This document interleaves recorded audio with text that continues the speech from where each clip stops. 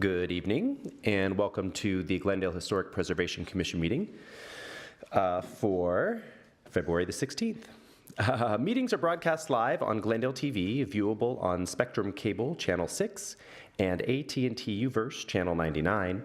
Meetings are also streamed live in high definition on the city's webpage, glendaleca.gov/live, on youtube.com/myglendale, and on Apple TV, Roku, and Amazon Fire devices using a free app called ScreenWeave and choosing Glendale TV from the menu.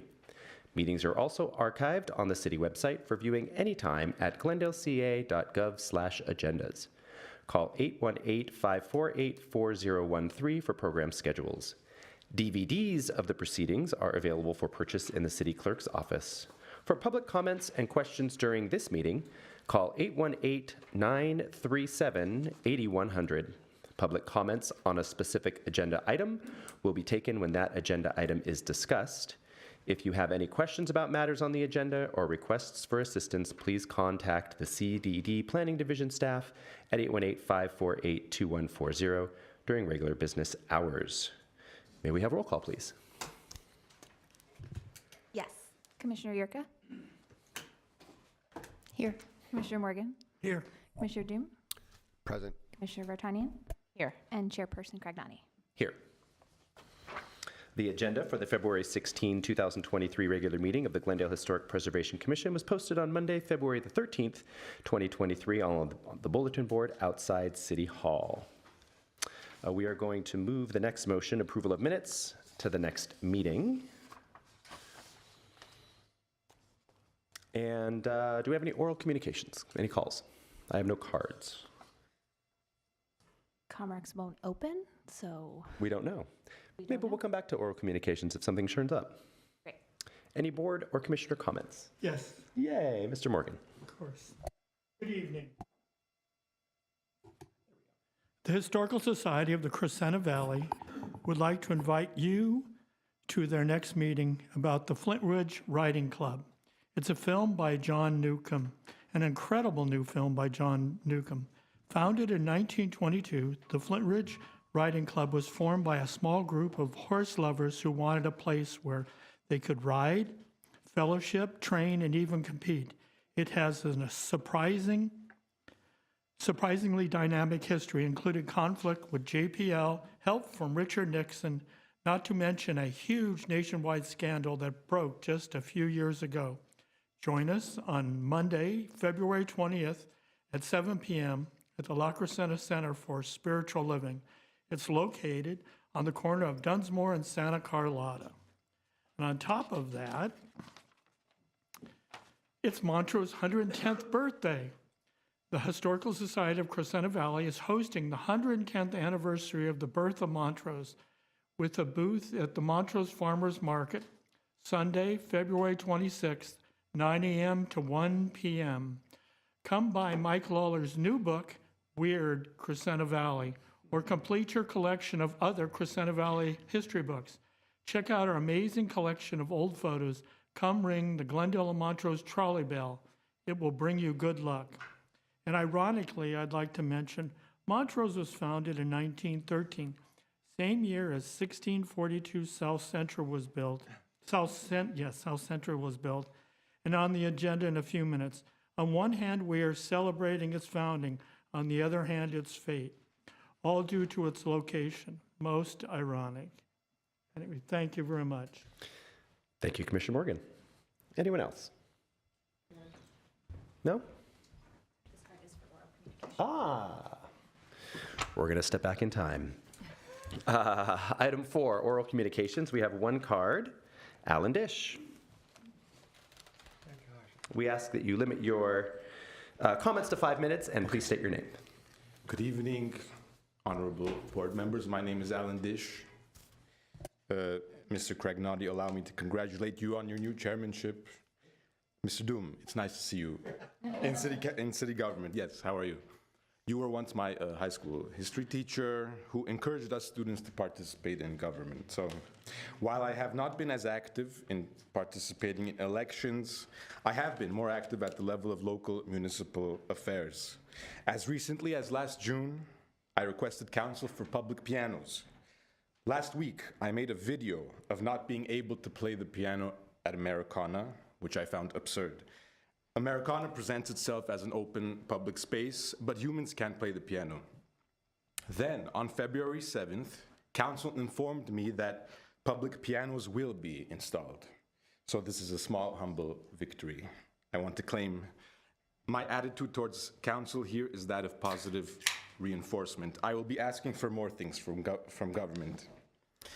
I have indeed met wonderful people here as well, like Mr. Mohill, a veteran and whistleblower in our community. You may recall my exaggerated speech last time demanding historic status be applied to Shoal Canyon landfill, which fell through. While the power plant fiasco continues unabated, I nonetheless concede that maybe there are better alternatives than flaring, the gas. Maybe it should be used as energy. We can debate it. But today I want to shift our attention to another contentious item making rounds, the Verdugo Wash project.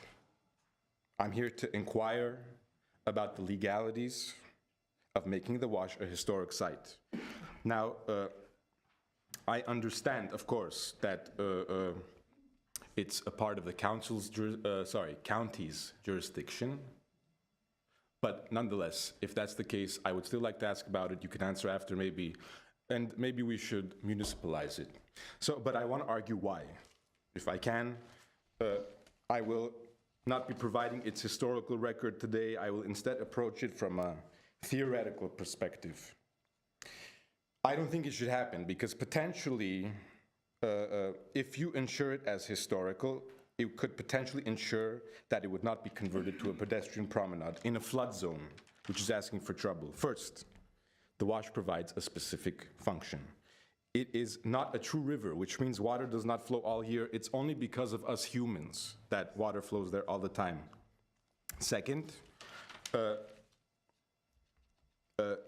want to problematize once again our understanding of nature. It was already Georg Lukács, the historian, who said nature is a historical category. I want to provocatively propose tonight that nature doesn't exist. By nature, I mean our spontaneous understandings of nature as a harmonious whole, which then we humans disturbed with our hubris. Take two examples of our energy, oil and coal. Can we even imagine what kind of mega catastrophes have to have happened here on our Earth so that we could have the reserves that we have? Nature is crazy. If nature is our mother, she's a crazy mother. I just want to say. And if I'm about to conclude, at the same time that we realize that we are just one among the species, we have to take the responsibility, as it were, to become general managers of our Earth. And so there will be required mega interventions into nature. The Verdugo Wash was such an intervention and should be celebrated, in contrast to those aesthetic critics who claim it's a concrete scar, eyesore. No, it's a brutalist concrete edifice, which we should celebrate as a marvel of American engineering in the legacy of the New Deal. The infrastructure projects under Roosevelt. Now to conclude with a benevolent provocation, and I'm just saying, nature's ecology will still be an issue here. You know who else was obsessed? This is the big other, yeah. You know who else was obsessed with ecology? This is a benevolent provocation, Marx. Marx was absolutely obsessed. In the last 10 years of his life, he did not finish Capital because he was obsessed with this idea, like in agricultural societies, you create excrement, right? This is somehow reincorporated into nature. 30 more seconds, Mr. Dish. 30 more seconds. Wonderful. But with cities and so on, the excrement, we simply suck dry the resources, as it were, of nature, and we wash away all of the, let's say, resources. And okay, maybe it should be turned into a soap or sponge, you know, the wash. But I'm saying consider it now. I allow you to respond. If to the question of can it be made a historical site, thank you. I don't know that we are in a position to actually comment on that at the moment. We would have to have staff provide us a report on that. And I don't know that we're necessarily giving them a direction to do so unless someone wants to ask them to do that. I don't think we're inclined to ask for a report on that. So I don't think we're inclined, but thank you for asking and for coming in this evening. Can I ask a final question? Sure. What can be made historical then? Can trees, I'm just asking naively, Yes. people? Not by our Okay. commission, no. Okay. Okay. Well, Yes. I, Thank you, Mr. Dish. I'll ask council. Thank you. Thank you, Mr. Dish. Thanks. I also want to apologize for my phone's outburst. I have no idea why it spoke up. I think your friend's going to be excited to hear her name on, on TV. Okay. Are we okay? Should we maybe take a, oh, there's a phone call, is what you're saying? It's a phone call? Okay. For oral communication? We don't need to, Okay. what we may have, Sorry, folks, one moment.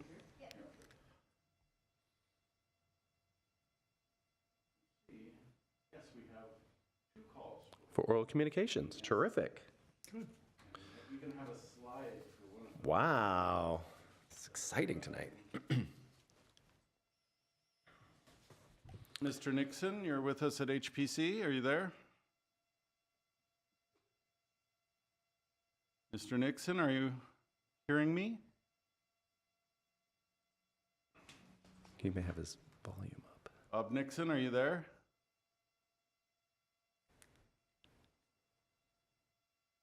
Huh? Mr. Nixon, are you there? Too many buttons here. Okay, we'll move on to the next caller and keep Mr. Nixon on hold. Mark Turborelli, are you there? Can you hear me? Is this Mark? Yes.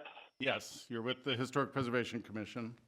Good evening, everyone. I just wanted to call in and speak to, I represent the South Cumberland Heights Historic District, did all the petitions, was the original petitioner for the area. And there's a house at 1620 Idlewood that I want to bring to everyone's attention that's having work done without the proper permits. And there's complex changes that are being done to the front of the house. It's hard to check and see what was actually approved via the new permit portal because it limits the very generic information. So it's hard to see what was actually requested and what was actually approved and what's within guidelines and whatnot. So that's just a little bit of a sidebar. But I just want to, again, raise awareness to it. I think Mr. Nixon's going to speak a little bit more probably to it because he lives on that block. But I also hope that the appropriate measures are put in place, or if they're not already, to deter people that go without permits and do work within their properties and historic districts. So I'll leave it at that, and I thank you for listening, and have a good night. Thank you, Mr. Turborelli. All right, Mr. Nixon, are you there? Mr. Nixon? Bob Nixon? We have a new caller calling in. Likely. Maybe it's Mr. Nixon. Mr. Nixon. Mr. Nixon, are you there? Mr. Nixon? Can you hear me? Yes. Can you hear me? Can, and we also have your slide up on the screen, so if GTV6 wants to cut to the slide, that might be helpful. Sure. Go ahead. Very good. Thank you. Good evening, Commissioners. My name is Bob Nixon. I'm a Glendale resident, and by way of introduction, since 2017, my wife, Catherine, and I work closely with Derek Cattau and Mark Turborelli and others to establish the South Cumberland Heights Historic District. I have 2 issues I'd like to raise with you this evening. The first is the current condition of 1620 Idlewood Road. This house was built, do we have the slide? Okay. Yes, the slide's up on the screen. Very good. This house was built in 1925 and actually served as the sales office for a new development of homes on Idlewood Road. The house is listed as a contributor to the historic district. As you can see from the photos, the house was built as a Tudor revival. Some of the key elements, as noted in the city's survey for the historic district, include stucco wall cladding with half timbering, a pointed arch opening for the front door, and a door with 2 lights. The smaller windows to the left of the front door are square in shape. Now you can see in the photo on the right that all of these features have either been removed or altered. With regard to the half timbering, the Historic District Design Guidelines caution that if replacements are necessary, they must match the original material in composition, scale, and finish. If that's required, then where's the half timbering on this house? The guidelines also require new windows to match the historic windows as closely as possible. As you can see from the photo, the replacement windows on the left of the front door are double in size. As for the front door, the guidelines require that when replacement is necessary, that the size, shape, and other elements should be preserved within the original frame. Substituting a rectangular front door for a pointed arch opening clearly does not comport with the guidelines.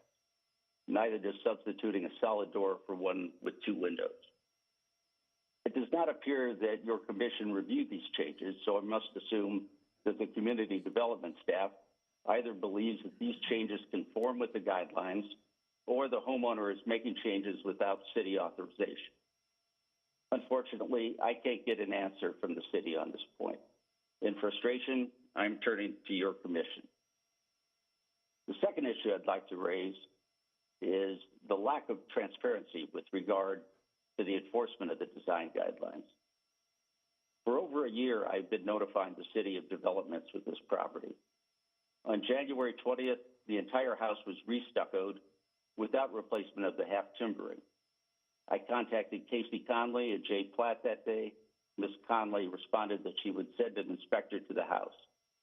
I repeatedly followed up with the city, both with an additional notice to the city's mobile app and with emails to Peter Zovac and Bradley Calvert.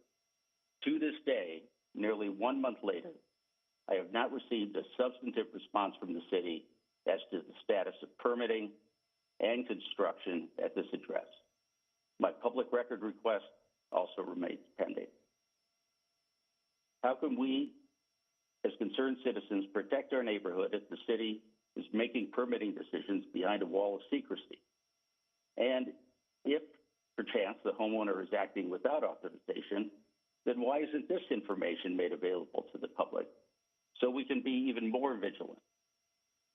Establishing a historic district has galvanized people in the effort to maintain their neighborhoods. Now we need to figure out how the city can better partner with concerned citizens for the betterment and preservation of our city. Thank you for listening to my comment. Thank you, Mr. Nixon.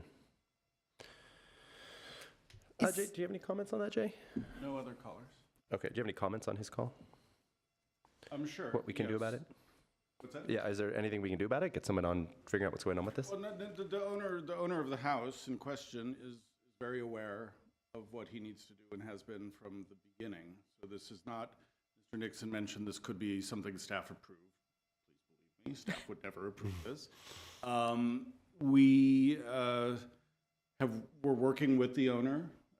This is a situation where a permitted set of work for the roof, some work at the rear, and window replacement and ultimately stucco replacement has gone way beyond the scope of approval. And so we've had many inspectors out at the site, and I believe Mr. Nixon does know some of this, and Bradley Calvert's had extensive communication back and forth with him, which is partly why Casey and I have kind of been we are very responsive when things like this come in, and we usually get inspectors out the next day, and that's been consistent here.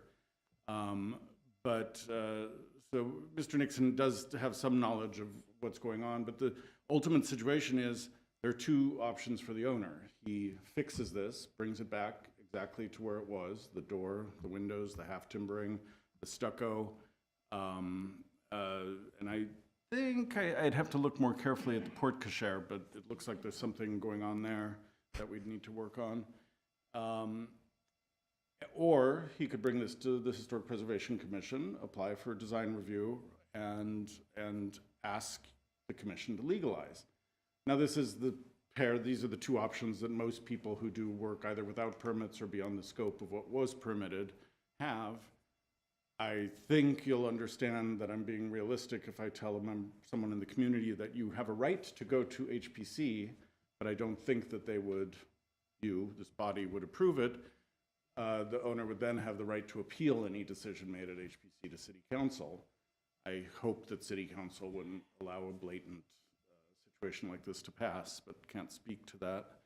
So we're definitely aware of this. I don't think our process lacks transparency. There have been some communication issues where we haven't responded to Mr. Nixon because this has been elevated quite high, even beyond Bradley.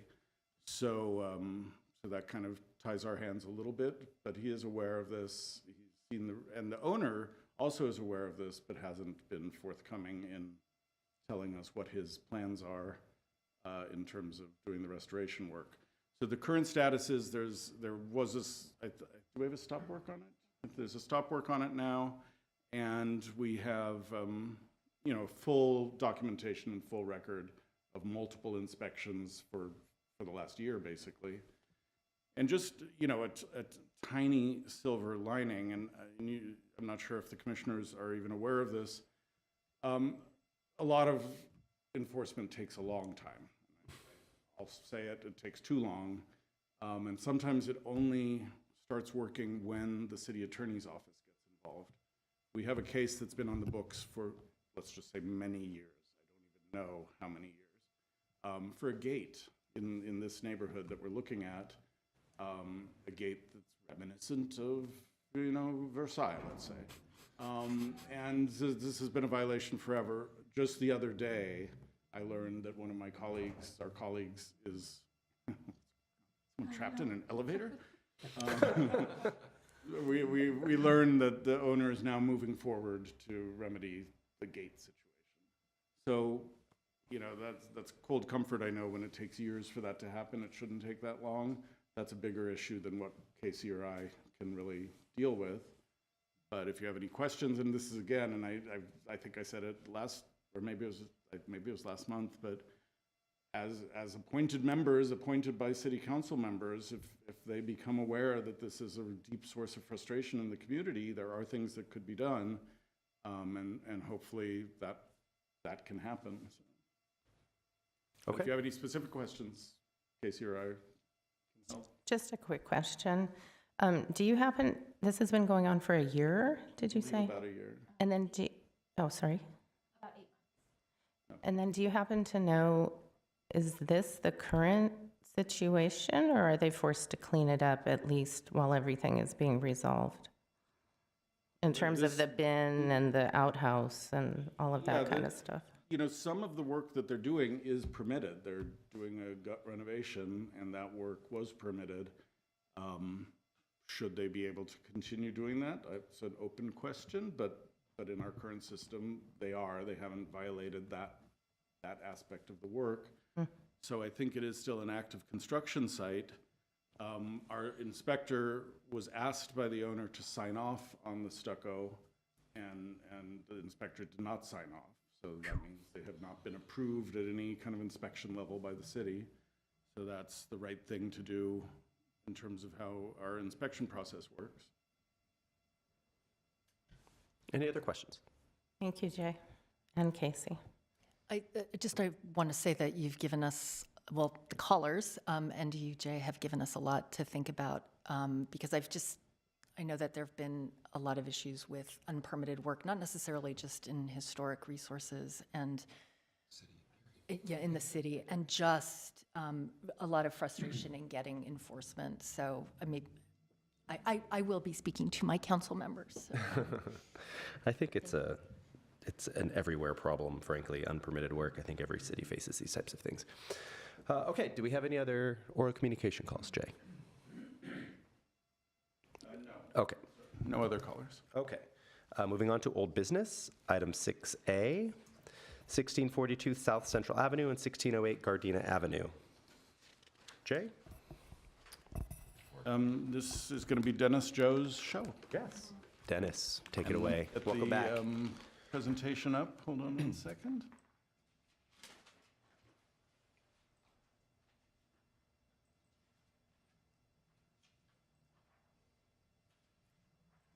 Okay. Good evening, Chair, members of the commission. This is going to be a lighter version compared to what the presentation before, so please rest assured it won't be that long. But I'm just going to read the general description of what's going on. It's just for the general audience. This is just once again located at 1642 South Central and 1608 Gardena Avenue. This involves a design review application with an associated EIR. And on a very high level, the project description is to demolish 3 buildings on site and to construct an approximately 40,000 square foot, 5-story, 31-unit affordable housing project. As a quick summary and background, as you may recall, last month in January, the project was reviewed by HPC, which the commission rendered a return for redesign decision with direction to retain 1642 South Central on the site. This evening's project includes no changes to the project as the applicant's desire is to proceed with the project with its original design. While there are no changes to the project, staff did include an attachment H, which is an errata to the EIR, which included a list of clarifications to the EIR, such as clarifications to the market rate and very low income unit compositions for Alternative 2, which is the reduced density relocation site alternative, to consist 14 market rate and 1 very low income units. And then Alternative 3, which was the reduced density existing location alternative, to consist of 10 market rate and 1 very low units. And once again, these are just clarifications to the market rate, very low income unit compositions for Alternative 2 and 3. Further clarifications within the errata were made to mitigations NO1, which is concerning to noise construction. Highlighted in yellow, the changes made in this was for construction haul routes to avoid any local or neighborhood connector streets. Basically, it avoids El Bonito and limits haul routes onto San Fernando Road, which would be either via South Central or Cerritos via Gardena Avenue. And in purple, this is a clarification that the construction contractor shall stage noise and vibration generation equipment away from sensitive uses and removing the wording whenever feasible.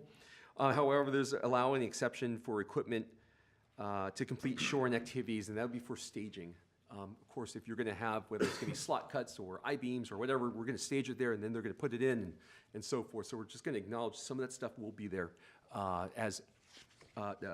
for staging. And highlighted in blue is to state the contractor should only use on-site electrical to power equipment rather than diesel generators. And then clarifications to mitigation number 2, which was regards to, this is for construction vibration control, were made, which 2 stipulations were eliminated, which are shown in the red strikeouts that involve the language, the extent feasible and the extent possible, which the first strike through reads, maintain a safe distance between vibration generating equipment and potentially affected building to the extent possible.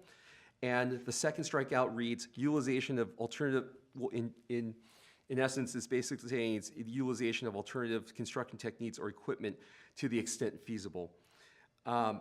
Because if, hypothetically, this project were to be approved, the to be determined construction company would be awarded. And since the company to be determined has not been awarded, this is all hypothetical, we wouldn't fully understand what the equipment on hand and what they're proposing they're going to be doing for this type of work. So as clarification, a clarification stipulation was added under the prepare a monitoring plan, which was part of the original MMRP, which stipulated that specific construction list is to be provided, and once available, potential vibration damage distance contours shall be refined, meaning that staff shall review the specific construction list and vibration levels to not exceed the established standards when a permit's going to be ready to be issued, and we can review this so we can make sure that it does fall below the thresholds, and we're going to keep the vibration monitoring to ensure that someone's on site that does not exceed the established standards. And once again, this is part of the mitigation or the monitoring plan that must be approved by the city to avoid or reduce project-related construction vibration and damage to adjacent buildings.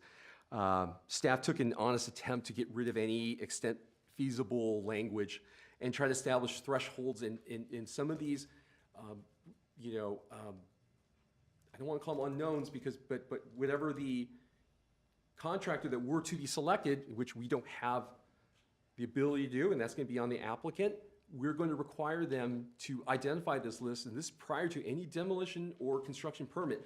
And we're going to verify at there whether it does fall below those thresholds or not. If it doesn't, we don't issue.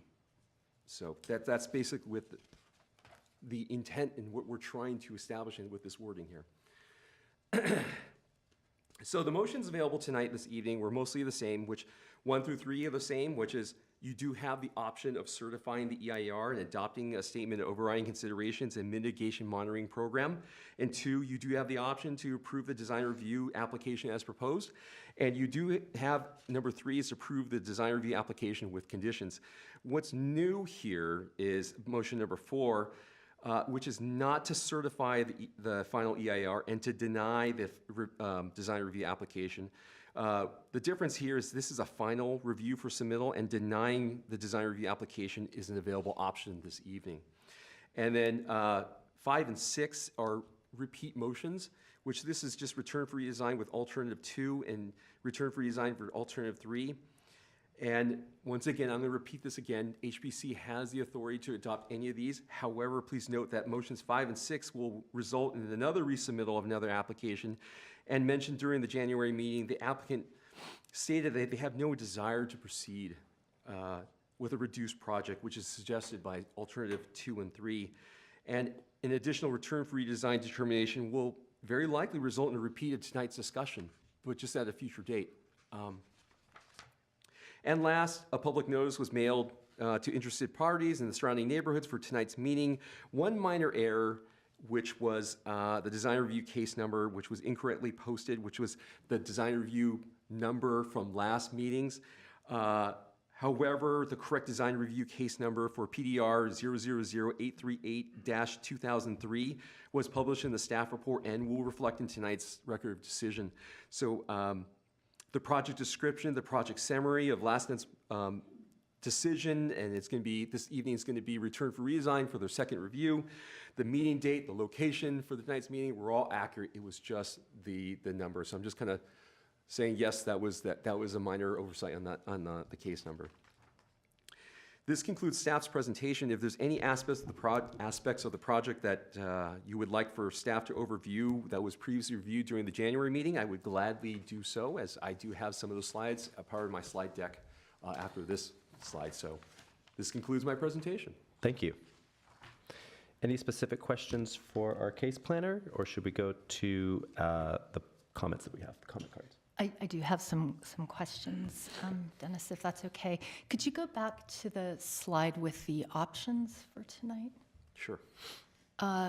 So is it implied that if we were to go make a motion for alternatives 5 or 6, that we would also have a resolution certifying the EIR? No. Or that could be separate? That would be separate, because we're going to look at the project again. Just like tonight, you returned for redesign. You did do that selection, and here we are this evening. But You don't have to certify the environmental until your final decision.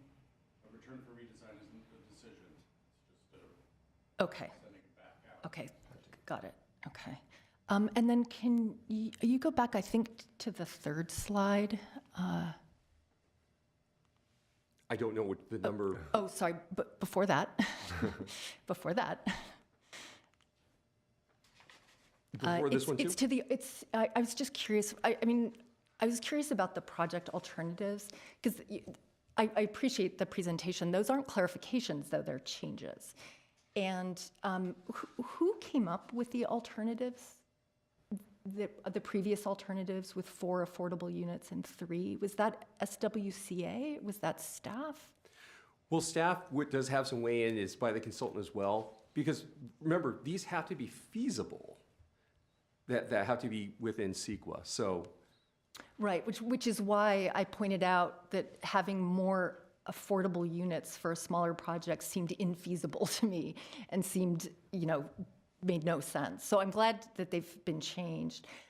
One question I had, though, is their relation to Glendale's inclusionary zoning ordinance, because, and I don't know whether this project is exempt because the application was submitted before that went into effect, but wouldn't it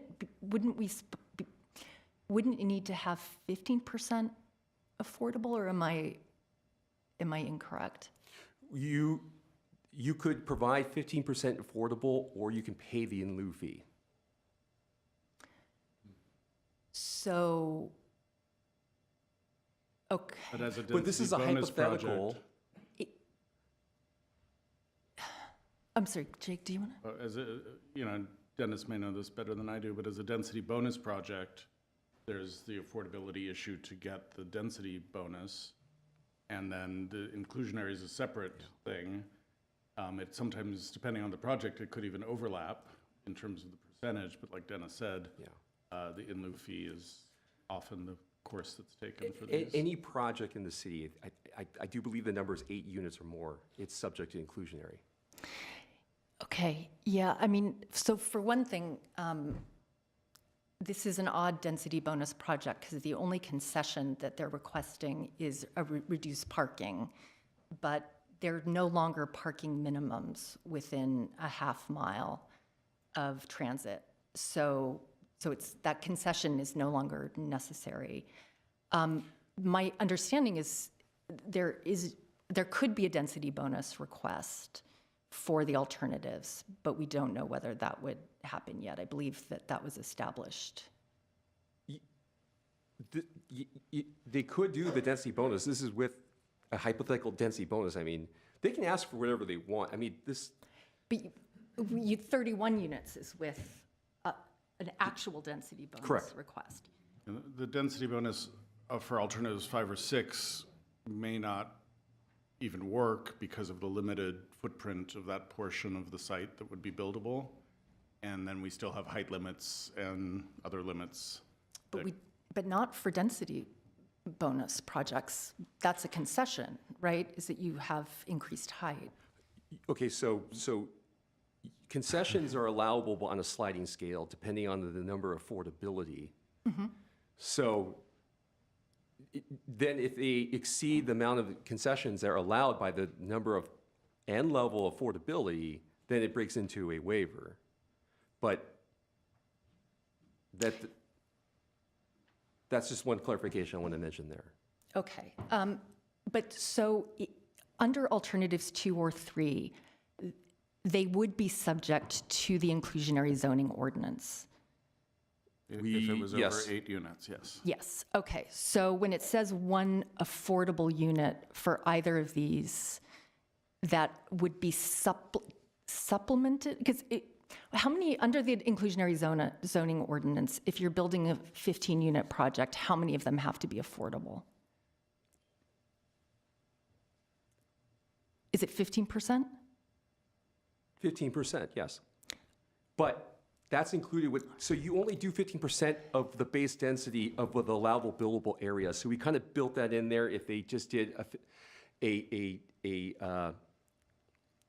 in line of what they're requesting right now, we added the density, which is not that much. I think that's where the previous before was the 11 and 4. So by the buildable area, if they relocate on the site, by that remaining area, by right, they're allowed 11 units. If they were to get the density bonus, that would be the additional 4, and I think that's where that kind of messed up there, as far as the affordability. We're just talking about baseline on the buildable area, and then what would be the density bonus on top of that. So then it would be 15% of 11. My memory is that alternative 2 was 15 units because by relocating the house, that opened up more area for development. 11 units was based on leaving the Craftsman where it's existed historically, where you'd have less room for development. Right? Repeat that one more time? Sorry, I thought the difference between 15 and 11 was whether or not you move the Craftsman, because if you move the Craftsman, you create more room for units. So, okay, let's just look at the slide here. Alternative 2, it says reduced density, relocation on the site. So that's exactly what you're talking about by moving the Craftsman. So 11 or 14 plus 1 is 15 units, and that's where that one comes in. So, and alternative 3, which is reduced density, but keeping the Craftsman home on the existing site. And this would be 10 and 1, which is 11. So that would be less and fewer. So just to clarify what alternative 2 and 3 is. Okay, so are these feasible alternatives if neither of them comply with Glendale's inclusionary zoning ordinance? Repeat that question one more time, They I'm sorry. they don't necessarily lack compliance because the developer of the site could pay the in lieu fee of whatever the number is. Okay, but that's not written into this, so, but that's just understood? There would be one unit on site and plus a fee? This part I don't have knowledge of, so I'm not going to go there. They can either provide 15%, but let's just say mathematically, whatever they provide doesn't meet 15. Let's just, for the sake of whatever, Okay. they provide 12, well, they pay that 3% to get them at 15. Okay, so they can make up for their obligations under the inclusionary zoning ordinance by paying a fee, and that is understood as part of these alternatives. Yeah, it's no different than the original project. Because some of they're proposing, and maybe I'm mixing it up with the applicant, but usually when it doesn't, with the amount of affordable units they're proposing don't meet that 15%, Okay, they'll buffer it with that Okay.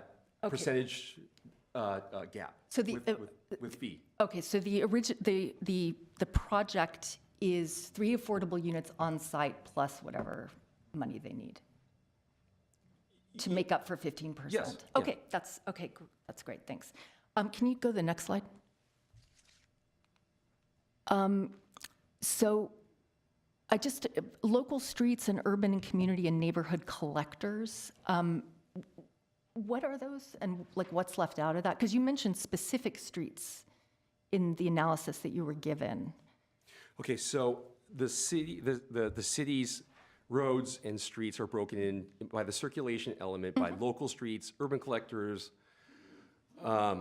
neighborhood collectors, I forgot the exact name, minor arterials.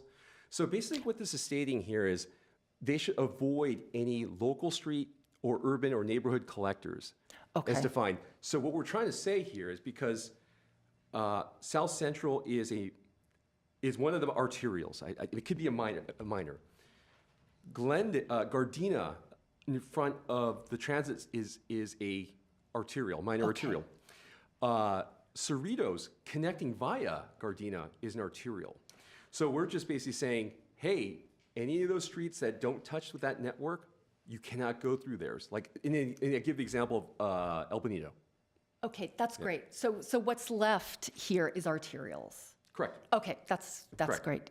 And then I just note that the next mitigation measure does not make any sense, so it needs to be rewritten, which I can try to do on the fly, or not on the fly. I think I actually made some notes. Maybe I didn't. The construction contractor shall place noise and vibration generating construction equipment, excepting equipment needed to complete shoring activities associated with the construction of the subterranean garage away from sensitive uses. Does that? That's clear to me. Yes, that's what I said, not what's written. Well, I wasn't reading along to complete shoring with except. So well, just change- This is with the exception, instead of exception to, just say with exception of equipment needed to complete shoring activities which are done at the perimeter of the site. Therefore, they might not be able to have the buffer. I think there's just one word that's incorrect. Well, and here. with the construction, I don't think it's too much to expect that mitigation measures are comprehensible and are grammatically correct. So excuse me for leaning on that. Yes, we can change the word to of. So with the With exception of equipment needed to. Before exception, excuse me, and then we could add, turn construct into construction, and I think we will have Great. a fine sentence. Yes, I'm we not will have a grammatically correct sentence. Thank you. Or also a We will correct comprehensible it for you. sentence. Yes, we will correct it. Okay, and then the next slide. So can you just clarify again, what is vibration damage distance contours? So going by the example of bulldozers, when we talked about, remember you were asking, I was reading this, and above the chart, it talks about a bulldozer for vibration damage, it would be 15 feet to the face of the building. What we're trying to say here is try to get rid of, per the request of the HPC, to get extent feasible and trying to get more of a define here. But as I mentioned in my staff report or my presentation, okay, different contractors may have different tools and they might present different things. I mean, there's different ways, and I'm no way a structural engineer or soil engineer, whether they're going to do I-beams or slot cutting or whatever it is. We will look at that construction method, their construction list of equipment, and then determine that between on that equipment and their contour to any of these surrounding or sensitive uses, so that ensures that it falls below the thresholds for vibration damage. So when it talks about when it talks about standards and in excess of this standard, of the established standard, is that something that is identified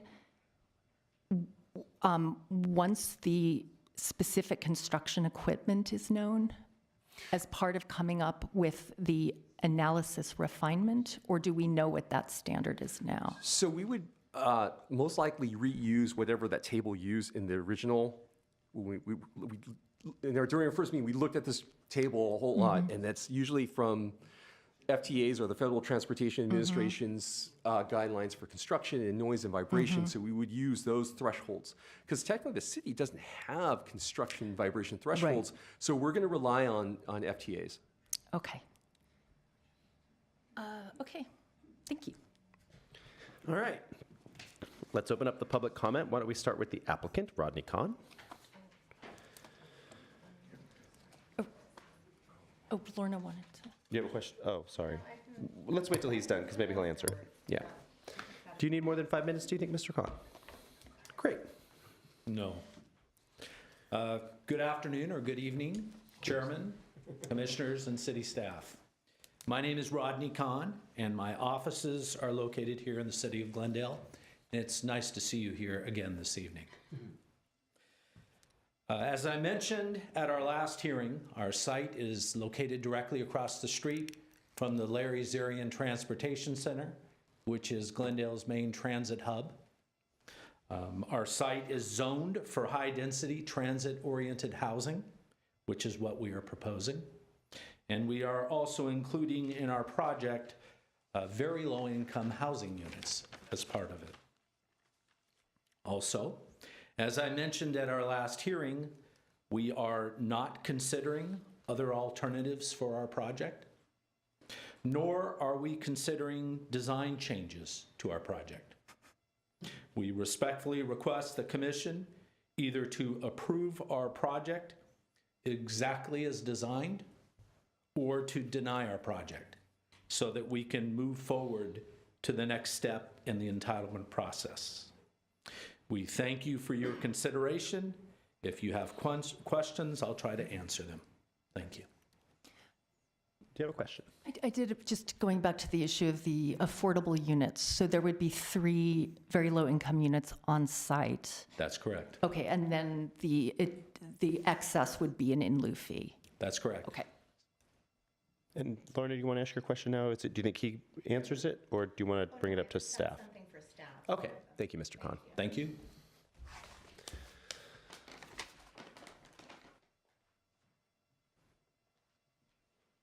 Aram Akajagian. You are the architect. Yes, good evening, Good evening. members of commission. My name is Aram Alajajian. Address is 320 That's an L. Arden Avenue, Glendale, California. I've been in business in Glendale about 40 years or so, doing most of the projects down here. My understanding, we're not discussing the design, so unless you have questions, I have nothing else to say. Okay. That's it. Sorry, I actually do have a question.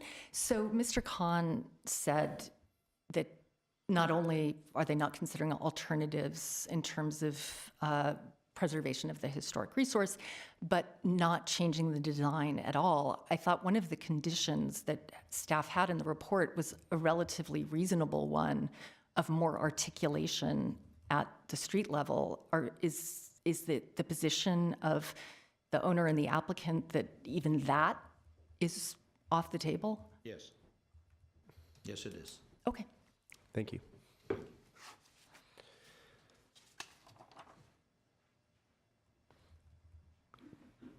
Ooh, that was communication. Alan Dish, you still here? Oh, you know what? I think, accidentally double submitted. Levik Tarverdian?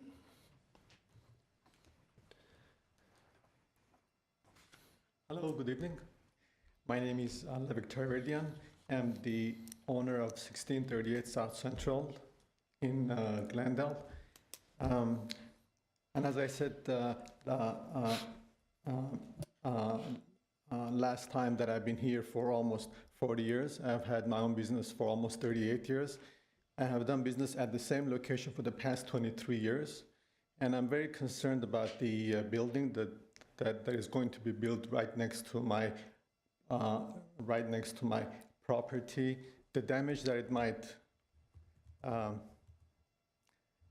might cause to my building, and also my livelihood of doing business there for the past 23 years, since there's going to be a building 5-story high and 31 units.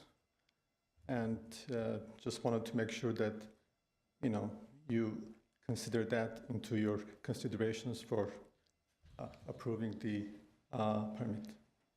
I thank you very much for your time. Thank you, sir. Thank you. I do have a card here for single name Carrasco. Is that you? Are you here to speak? I'm sorry, you're here to speak up at this item? Yes. Okay, great. Thank you for coming. I'm sorry, I can't put my name. That's okay. No, Crispin you're okay. Carrasco. Okay, my name is Crispin Carrasco. Oh, there it is. I'm a member of Southwest Mountain State Regional Council of Carpenters. I live in the local area and the vicinity of this project. And I do believe this is going to be an impact and environmental impacts on this project. The city should require a project like this to hire responsible contractors.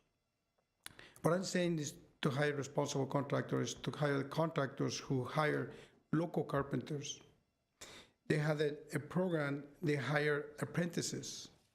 And these apprentices should be, or somehow they had to be certified by the state in order to have a quality product of the neighborhood. Because there's so many contractors up there, they don't have all the requirements and the knowledge to do projects like this. That's why we have so many problems in so many other different cities. The workforce requirement reduce construction related to the environmental impacts while benefiting a local economy. So when you hire local carpenters, so all the carpenters, they stay locally and they bring their money here. They don't bring money outside. When I work outside in different cities, we spend so much money in food, gas, and many other amenities. So when you have all these local contractors, your money stays here. Basically, that's what it is. Also, in recent report in 2020, putting California to the high road to the Jobs for Climate Action Plan of the California Workforce Development. That's what it says, pollution.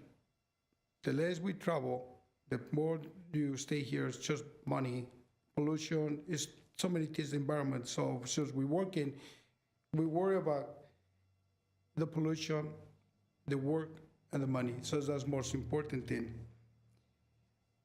Recently, the state of California has a commitment towards encourage workforce development and housing affordability through the Affordable Housing in High Roads Act in 2020, otherwise known as the Assembly Bill 2011. I don't know if you guys know about it. So there's another ways to do business, which requires projects that pay which requires projects to pay workers a prevailing wage and to hire a state certified apprentices program for these projects. So this is basically what we're asking is to hire responsible contractors who hire responsible carpenters and who hires responsible carpenters that lives locally and no more than 10 miles in the radius. Because we got, as a carpenters, we have thousands of carpenters that live in the adjacent cities around here. So that's what I'm here for, and that's what I'm saying. Thank you so much. Thank you, Mr. Carrasco. Jay, do we have any callers? We have no callers. All right, then I'll close the public hearing and we can begin discussion if there is any. I'm sorry, I still have more questions. So I'm going to go out on a limb and say that no one here prepared the EIR or did any of the analysis in the room. There were a lot of questions about the environmental impact report that could not be answered at our last hearing, and it looks like they cannot be answered at this hearing. They involved what kind of construction were the neighboring buildings, what details about the potential vibration impacts. The consultants from SWAC were here, but we were told that they only peer reviewed the analysis, that they didn't do it. But it is very disturbing to me that they would peer review an analysis that they could not explain. And I'm just very dismayed that we are reviewing an environmental impact report and a project of this magnitude without ever having had anyone who can explain the details of the EIR. I just think that is very troubling. And when environmental impact reports have gone to council, there have been people who were qualified to discuss, and this is not a criticism of the staff who are here, but they've had people who are qualified to discuss the analyses that were done, and we have not had that. And I just find that very troubling. I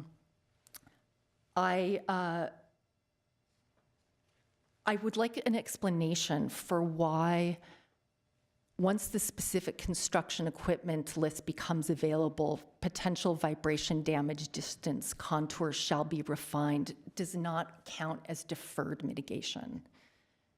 Because it's basically saying we'll figure it out after the project, after the EIR has been certified. The project won't have been, you wouldn't have issued the demolition permit, but the environmental impact report, the mitigation will have been set. The public review of mitigation and of the EIR will be done. Why is that not deferred mitigation, which is not allowed under CEQA?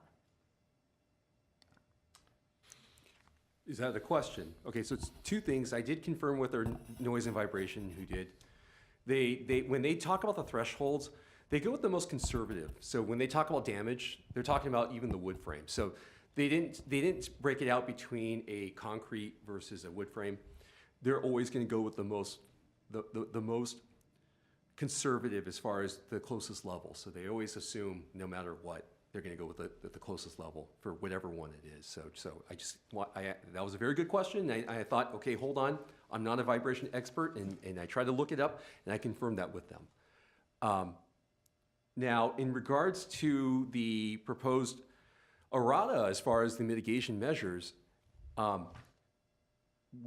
we're doing our absolute best to bring those thresholds here. As I mentioned before, if whatever that construction list, because we're not the builders, we're not the guys out there who know the exact vibration methods or what's used for this exact, for shoring or whatever grading, what we're stating is when we actually we're going to require the applicant, when they submit, to give us that list so that when they have that construction plan, and I know I'm being repetitive, but we're trying to create those thresholds, and it's either a go or don't go, whether we're going to issue or not. And we're trying to do our absolute best to get rid of these words of feasible extent and or whenever possible or whatever. You know? Yeah, and I'm sorry, I meant to say thank you for getting rid of where feasible, because, you know, as I had pointed out, that language is considered impermissibly vague and not allowed under CEQA, but deferred mitigation is also not allowed. Can I Yes, just jump in on please. that? I mean, it's really a question for an attorney, but we don't have an Yeah, attorney. well, we're not going to be able to give you that tonight, but in terms of, you know, first we have our building and safety staff. I know they are not part of this EIR, but they are the people who regulate this aspect of all construction projects and make sure that things conform. But in terms of the EIR, the reason it is maybe a little vague is because we don't know what size Bobcat's going to be on the site. What are they drilling caissons? Are they blasting with dynamite? At this point, we don't know those things. And I don't think an EIR can be expected to know the exact details. And blasting with dynamite is an exaggerated example there. But so different pieces of construction equipment may have different vibrational issues. This is why there's also vibration monitoring on site during construction, as mentioned, is a mitigation measure. And that is done by a trained professional who does this for a living. And their goal is to make sure there is not damage to adjacent buildings and to stop the project if vibrations exceed a certain level. So, you know, I don't think this counts as deferred maintenance. I think there are certain variables that cannot be known at this time. And that's true of all construction projects where we don't have a contractor identified. We haven't even have all the structural drawings at this point, perhaps. I don't know. Sometimes we don't at this point. So, I hear what you're saying, and it sounds like, yes, we're not covering every possible, outcome, but I don't think we can, and I don't think the EIR is the place where you're going to be able to do that. This is not my area. Yeah, of course. 2 questions. One, Jay, does it seem out of order with precedent from other cases that have gone through CEQA and EIRs and the things she's talking about? Are there other EIRs that you've seen where there are the specificities that she's asking for? Well, most EIRs involve construction, and I've never heard these questions specifically, and I'm not saying that they don't exist, and I'm not saying that there aren't possible issues that are vaguer than they need to be. But I do think specifically about this vibration issue and how it relates to equipment. For example, the question about the shoring, the vibrations within the zone, being allowable when it is done for the shoring that is 100% necessity for an underground garage. We have construction ongoing in the city, as you know, constantly. I don't know that we've had any projects that have been shut down for these issues. Doesn't mean it couldn't happen.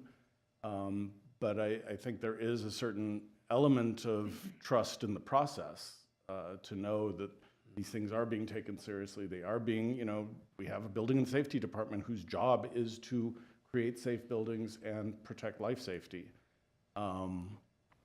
Okay, I understand why that may not satisfy everything, but I'm comfortable that this hasn't been raised as an issue previously. Commissioner Yorka, you've, I'm sure, seen many EIRs in your time.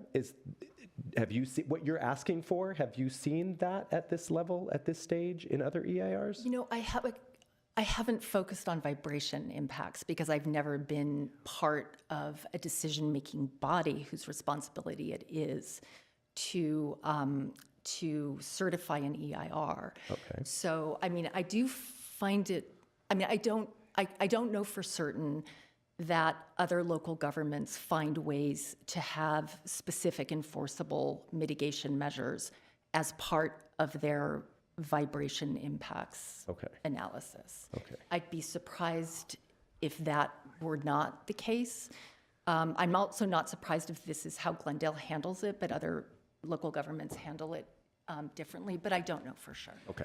So But the idea of having a crystal ball available to know exactly how, you know, none of us are construction experts, and EIR consultants aren't construction experts. That's why they sub out to the vibration experts and whatever other sub-consultants they use. But for a project that hasn't been fully formed in terms of the exact details of what's available at the rental yard, who's hiring who's the contractor, those variables I can't imagine that any city can answer in an EIR. Dennis? I can appreciate Commissioner Yurka's concerns, and the level of detail she's asking for is very difficult. And I'll give an example of geotechnical, right? Usually when someone goes out to a hillside site, they'll do boring samples at random places, right? And in between each boring sample, they call these windows so they can get an idea. And they're basically guessing what happens, but they can only bore so many times so they can guess and say, oh, we hit bedrock here, we hit bedrock here. And they're kind of guessing what happens. So usually some of these mitigation measures they have on there is you have a grading engineer, inspector on site so that they're monitoring and making sure that the findings are correct of what they're doing. And the only way to find out exactly what the composition is below on that example of grading, you got to grade it all out, look at it, observe it, put it back, come back here and say, this is exactly what we're going to do. And it's kind of like, okay, then if we were to ask the applicant, well, let's build this out, engineer it, tell me exactly how you're going to shore and grade this, whether it's going to be I-beams or slot cuts or whatever. Tell me exactly what equipment you're going to be doing to do all this. It's like, we don't even have an approved project yet. So I can appreciate her concern because she's trying to protect the public, but the level of detail is very difficult. And that's why when we reconfigured or we did these errata for these clarifications for these mitigation monitoring is we're trying to give these either when it's going to be either approved or not approved during the permit process. Either it's a go, no go. Did you meet the threshold or you didn't? It's not this, well, you know what, try to do it to the extent feasible. If it goes over, oh well. And I understand her concern, and that's why we're trying to word it that it's go, no go, someone's outside, someone's observing it, and if it does, you stop. You know, I mean, we're trying to, and like I said, I can appreciate your concerns, but we're trying to do our absolute best because to get that level of detail is extremely difficult. Okay. Here's an example from the draft EIR, which said, quote, "It is assumed that all activities associated with demolition of the existing buildings and construction of the new buildings within 5 feet of any existing nearby buildings would be carried out using hand tools, and any large equipment such as a dump truck to carry debris away would remain more than 5 feet from the existing buildings." Like, that seems pretty specific. And, you know, could that become a mitigation measure? All activities associated with demolition of the existing buildings, construction within 5 feet of any existing nearby buildings would be carried out using hand tools. That's disappeared from the EIR. No, that sounds like it's just related to the demolition. Well, That's part of the EIR. That could be the. I understand, Yeah. but it's not going to talk about the digging for the parking structure. It's not going to all those other things that you're concerned I about. think So that's it's almost that's moot. what we're talking about with the 5 feet perimeter. Right. Is thinking about the garage specifically. How we don't know at this point where the bedrock is. If there was bedrock within that 5 feet, I don't know that the construction crew is going to get pickaxes out and start hammering away at it. That's the kind of level of uncertainty. We don't have, as Dennis said, we don't have a geotech report right now, I don't think. And I don't know. Okay. Why wouldn't a geotech report be prepared in advance? Because I'm just sorry. I mean, really, I'm not trying to play devil's advocate. and I'm not trying to get up anyone's nose. This is so important. We have a property owner with a building 5 feet away. We have another building that's 3 feet from the property line, which was not even picked up. Like, the people who did the EIR did not notice that building, which does not give me lots of confidence. That's why it had to be redone. So I think these are really important questions. And wouldn't a geotechnical analysis be prepared as part of this process? Well, geotechnical would give us a preliminary read of what's down below and just talk about some recommended construction methods. Really what we're talking about right now is vibration damage thresholds. Right, but that's what this was getting at from the draft EIR was.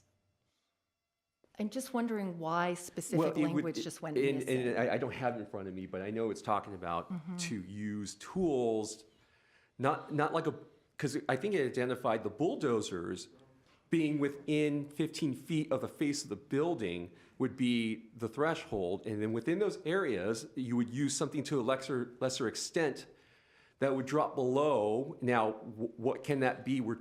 And I know what we said before is we won't use that heavy equipment, but then we can look at to see what alternative materials the construction contractor is going to propose, and we'll make sure that it doesn't drop, it doesn't reach that threshold. I doubt that this applicant's going to go down 20 feet with a subterranean garage with a shovel and pickaxe. I mean, are there other tools out there?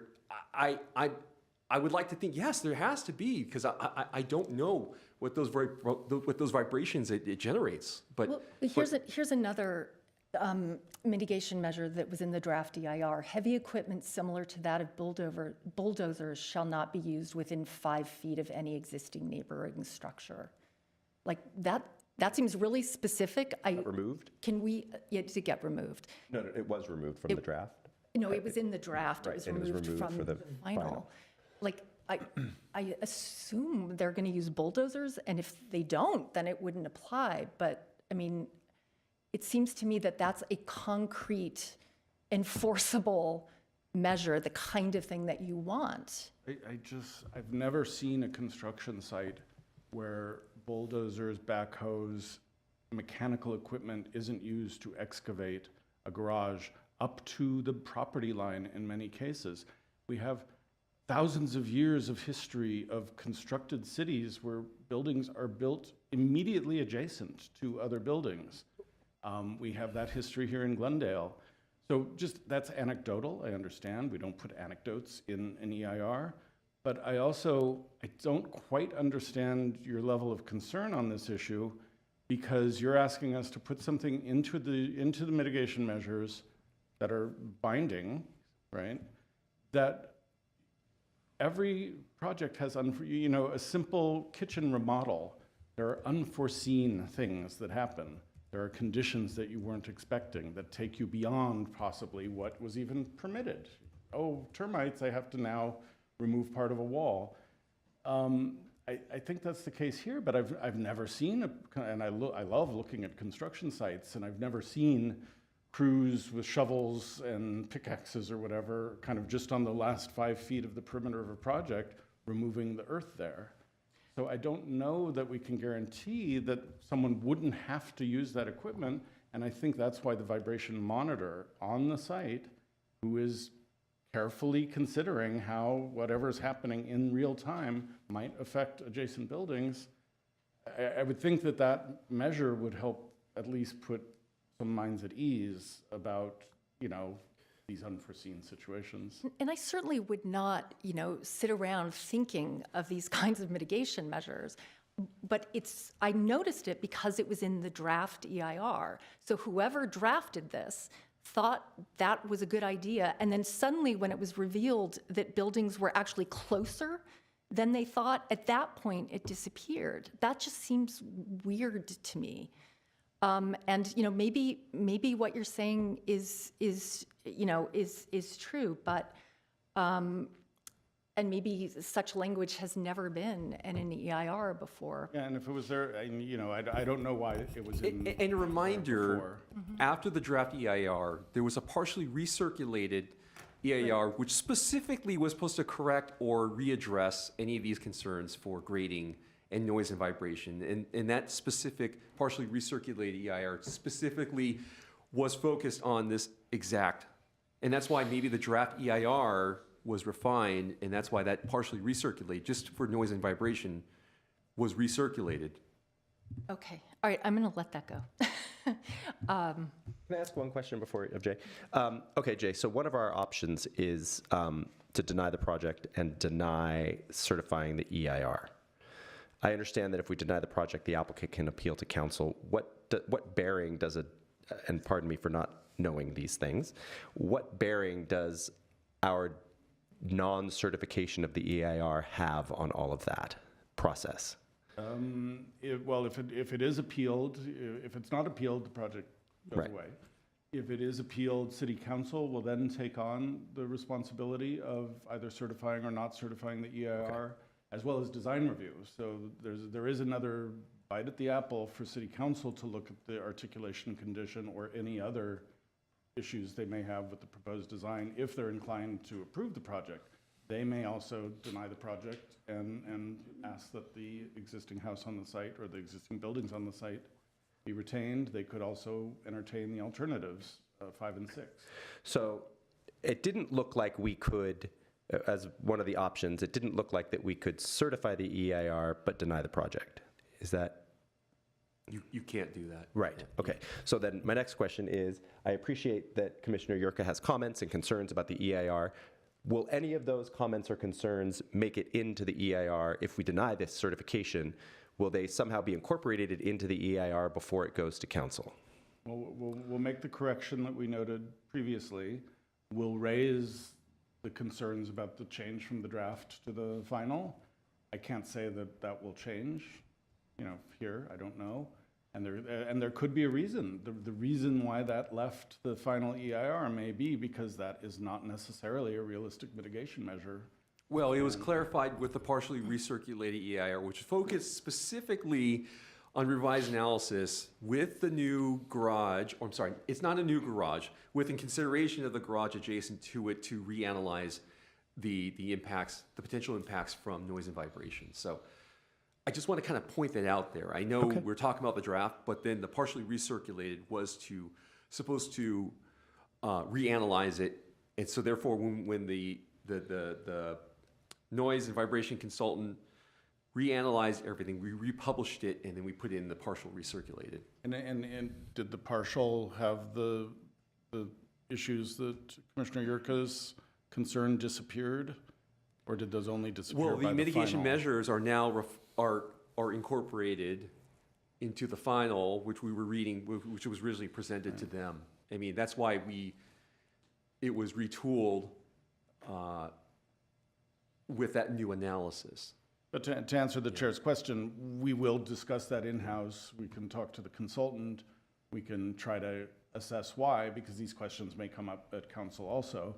So, we hopefully will have better answers at that point. So I guess that, to the point of my question was, it's not a futile exercise for Commissioner Yurka to be going through her comments. That's basically what I'm getting at. They're taking a lot of time, and I want to make sure that if she's making these points, that they are going to be addressed. But you're saying that even though we may deny the certification of the EIR, her comments will be heard and will be presented to someone at some point in time. Perhaps even by Commissioner Yurka. So. Okay. Then please continue. Okay, I am going to let that go. One thing that we did talk about, and I was really under the impression, I just was under the impression that there would be more coming back to us, like more changes. And maybe that's just not how it works. But one thing that I thought we were agreed upon was the inadequacy of the study of the cumulative impacts. So clarification, cumulative impacts are of what this project is with existing projects of similar are today. So that's cumulative impacts of what this project and similar projects are currently going on right now. Or else, if we go back way in time and analyze this for all projects, I mean, cumulative impacts just looks at what this is proposing and what other projects of similar types are happening today. I do not think that's correct. That's what it means for it to be cumulative, is cumulative implies over time. It's not just in the moment. And I don't know what the time frame is, but I do know that, and we talked about the loss of craftsmen buildings in Glendale. I remember 5 years ago when I was on the board of the Historical Society being at a meeting with staff where, Jay, I think you'd announced that in the last 7 years, 26 craftsmen. And there was a gasp, among people because they were, as you described it, the low-hanging fruit in Glendale. Developers see a craftsman and they see demolition and building on the lot. And the EIR had said, there aren't similar projects in Tropico. We looked at, I think, a mile. Glendale did an historic resources survey of craftsmen in multifamily areas precisely because this was identified as a resource that was being impacted and likely to be impacted in future by development. And we don't have a Tropico, survey. We have a South Glendale survey and we have that Craftsman survey. And to have ignored that, when we are considering demolition of a rare 110-year-old craftsman in light of all the other craftsmen that have, to be honest, bitten the dust, in this city just seems inadequate. And we didn't really discuss that in that much detail, but I thought we were all sort of in agreement on Commissioner that. Yurka, so the cumulative begins when the notice of preparation was issued, which was approximately 2 years ago. So no one is denying that craftsmen have ever been demoed in South Glendale or in Glendale or wherever, but the cumulative impact begins when the notice of preparation was issued. So we're looking at when the notice of preparation, we're going to look at beyond what's happening then and moving forward. And that's what the cumulative impact is. I just don't agree with that. So we can't go back in time and fix all of the demolition that happened in the past. No. Of course not. Yeah, but it's what you do is you analyze the impacts. You don't fix the impacts in the past, but it's part of the understanding of the environmental impacts of the project to consider how it fits in to an entire fabric of development and demolition. You have to have, as with all projects, there's an area of potential effect, and you have to define a boundary. And it would be extremely unrealistic to expect all development projects involving the demolition of any type of resource, whether it's a Spanish or a Craftsman or whatever, to do, say, a citywide survey of that specific style to understand how many have been demolished that were identified as historic. I can tell you that since 2017, the data that we have from the South Glendale survey, I don't believe a single Craftsman-style building, house generally, has been demolished that was identified as individually significant. Does that have meaning in terms of defining an area? This house was identified as important because of its association with Tropico. It seemed, working with the consultant, that that was an appropriate boundary to look at. And a mile is a pretty big radius, although I know this is kind of at the edge of town, so we're losing kind of the part that hits LA. But I can't imagine what an EIR would be like that asked for that kind of, what I think is the level of analysis you're thinking about for every single project, because almost every EIR that we do for design review related projects involves a demolition. So usually not a historic site. Right, but we don't have surveys of other specific to other architectural styles. We have one for the Craftsman. We don't have one for the Spanish Colonial Revival that I know of, or one. We have the South Glendale survey that covers all. Right, the Craftsman survey was extremely inadequate, and we can see why with this case, because this zone wasn't part of the Craftsman survey. Right, it's, some things did get missed, yeah. No, but they weren't missed. It was by design. No. It was only certain. It was no, multifamily. No, it was only certain multifamily zones, only the highest density multifamily zones. This is an SFMU zone, if I'm right? Yes, that's correct. The SFMU zone was not part of the Craftsman survey. Oh, interesting. So Hawthorne, so the clipped colonial craftsmen on Hawthorne were also part of the SFMU? Because those are not in it Those either. wouldn't be SFMU, so. Okay. All right. So, all right. I'm just trying to get this in the record because I don't think this EIR is well done. I don't, do other of you have, I'm more at the stage of comments, I think, so if you guys want to, or I can keep going on. Well, Is that a threat or an offer? if anyone, okay, so you would like to make, you do have additional comments before any motion is made, is that correct? I do. I mean, I do think that given that this is going to council as the Historic Preservation Commission, we definitely should make specific comments about what we want to see. What issues we have with the EIR, which alternative we would prefer, and also why we would prefer it. So it's not just like, I like this better, and so I have findings that I would like to share. Okay, so you're saying on an individual level, you don't mean that as a body you want us to vote on those as No, one not to voice? vote, Okay. or not necessarily, given, I think Right. that we were in agreement last time that we were not going to support the project because So of the you're demolition. asking that staff, in the staff report, assuming this goes to council, has a section, HPC commentary, and we can try to transcribe Synthesize or, more or less where Yeah. you guys are going. no, I mean, I think that's appropriate. I mean, given that we're the. We do that, okay. we do that on lots of Okay, projects. good. I just wanted to make sure. Yeah, okay. So I believe that both Alternative 2 and Alternative 3 meet the project goals, which are to contribute to the health of the city through an economically viable infill project, providing an increase in residential units.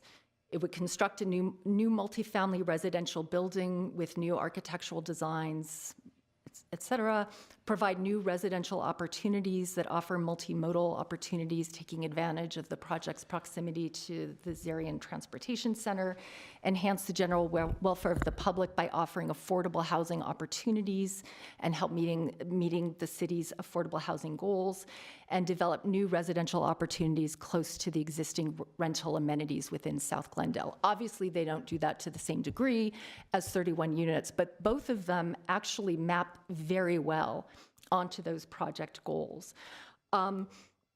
Beyond the assertion that the applicant will not redesign the project, no evidence has been suggested that Alternative 2 or 3 are infeasible.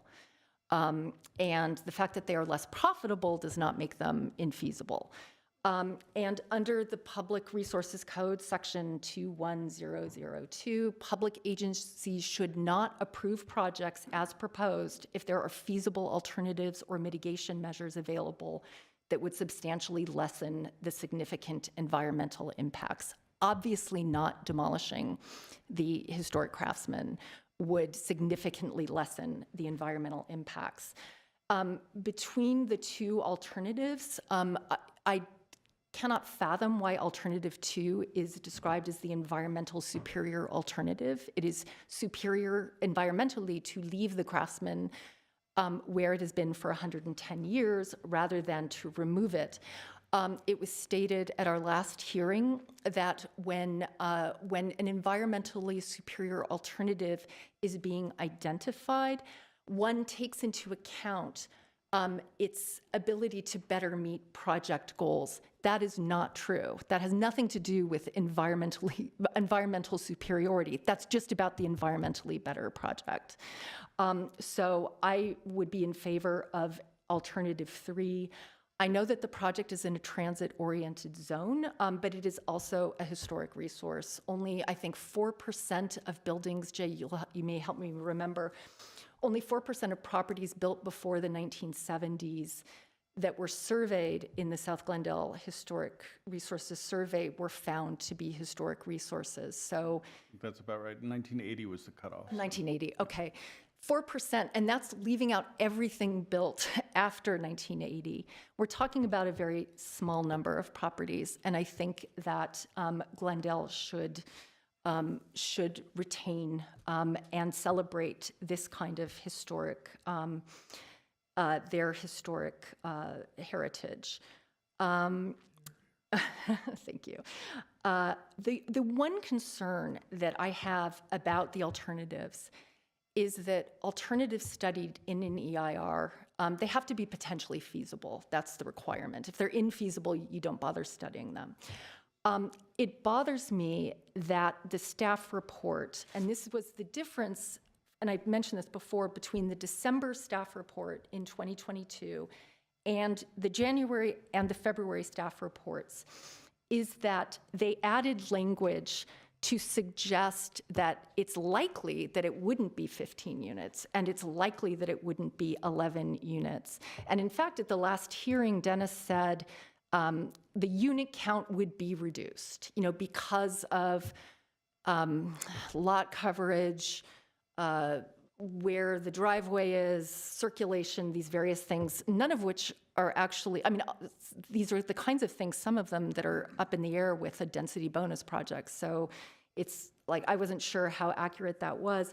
But because even though we hired a firm to prepare or peer review the EIR, my understanding is that the city itself is responsible for the EIR. And on the one hand, to say these are feasible alternatives, but to suggest that they're not feasible in the staff report, that seems troubling to me, but I don't know exactly how to resolve that. Dennis, did you want to? Did the staff report say these are infeasible, or else they wouldn't be an alternative? Well, if the alternative is 15 units and the staff report says it likely won't be 15 units, that sounds like 15 units is not feasible. What the staff report is saying is an approximate by the allowable density and density bonus. And all I'm saying is, and likely, it's just a number of the maximum potential density allowable on the buildable space. But as you incorporate other code sections, as far as like maybe setbacks from other buildings or circulation around the building, a driveway ramp going into the subterranean garage, those areas of other code requirements are reducing the unit count. Then how is 15 units feasible if it can't be built? Why is that? I did not say it's not feasible. If their architect is able to incorporate all these required setbacks, circulation, driveways into the garage, common outdoor space, balconies, and somehow make these units incredibly small and he gets a unit count, it might happen. But what you reasonably, for this to happen, it's likely to go down. Okay, what you said at the last hearing was the unit count would be reduced. So maybe it's reduced, would be reduced. I don't see, Does that really change the feasibility of the option, which is to build whatever can be built to maximize the developer's potential on one part of the site or the slightly larger part of the site? Something could be built there. If it was infeasible, it would not be an alternative in the EIR. To kind of use the numbers, but it is an abstract exercise, which I think Dennis is kind of getting to. We don't have drawings, we don't have all of the information we would have if we were working with an architect to study that. And I think it's a forgivable situation to say, yes, these numbers were abstractly drawn as realistically as possible, given that we don't have a project to review. And I think the likelihood that Dennis is getting to is, it's not going to go up. Most likely. Yes, yeah. Most likely. So, again, there's the known unknown, or whatever we want to talk about. Okay, well, that's actually helpful, Jay. And then Don't use it against me. and then I did just want to comment on Actually, this is a question, because I feel like we should also comment on the final design of the actual project, if that is in fact what's going to be brought to council. And I was wondering what guidelines are being used to evaluate the design? Sorry, you're talking about the new building with design Yes. guidelines. It's the current design guidelines. I don't know, we're not using the Tropico. No. Because I don't think the Tropico, when this project began, it was submitted before the Tropico guidelines were even Well, implemented. the Tropico guidelines, I don't think are fully adopted. And see, that's why we go off what's existing right now. Yeah. So by design guidelines, you mean the multifamily? multifamily design Multifamily, yeah. guidelines, yeah. Okay, so I just wanted to identify just things I think that should be worked out if this is brought forward. And this is, I'm almost done. On page 13, I think it's page 13 of the staff report, in the evaluation of the compatibility of the massing and the scale, it says it's compatible, it says it's consistent with existing zoning. That is not compatibility of massing and scale. That's something completely different. And I think there's overall an inadequate discussion of compatibility. And I know in part that's because it's an odd area, because you have some single family houses, it's commercial or industrial. But you know, when you, like, on page 17, they're talking about design compatibility, and it says it's compatible because it's contemporary and has quality finishes or quality materials. Again, I think there needs to be a better analysis of compatibility. I also, I don't see how smooth plaster and corrugated metal are quality materials. It's true you didn't say what kind of quality, but you know, I am not an architect. It has been pointed out that this building is right across from the Zarian Transportation Center, which Glendale is hoping to build into a hub and to really develop this area. Presumably, as you said, they're trying to incorporate new design standards, which I'm not familiar with. I just find this an incredibly dreary building, and I think at the least that could happen is articulation at the street level facades as proposed. It does not seem to me to correspond in any way to what surrounds it. You know, you've got it across the street from this historic National Register depot. And, you know, it is huge. I mean, the unit sizes, the average, I believe, is 790 square feet, even though there are only 4 two-bedroom units, and I may have the details wrong. If the unit count, if the size could be reduced and things stepped back, I think that would be a huge help. But, you know, I don't know what the limits are in terms of density bonus, but I just, you know, and this is not a comment on on the abilities of the architect, and I do want to say that you know, there are some architects are hired to have beautiful buildings and make a statement, and this just is about maximizing development potential. That's what it looks like to me, and I don't think that that should be what our buildings say. So I am going to be quiet now. Thank you, Commissioner. Does anyone else have any comments or questions? I do. You do. Go for it. Just one of the things I wanted to bring up. Why don't you hit your mic? Sorry about that. Okay. Sorry, Dennis, I just wanted, in my packet, I had 3 documents, and I'm looking at the errata that I got in my packet, which is different from what you had put up under Section 3.2 Noise and Vibration N01. If we could go there. And you're looking at, because we had originally posted incorrectly, there were 2 Exhibit 8s, which I sent you a message about.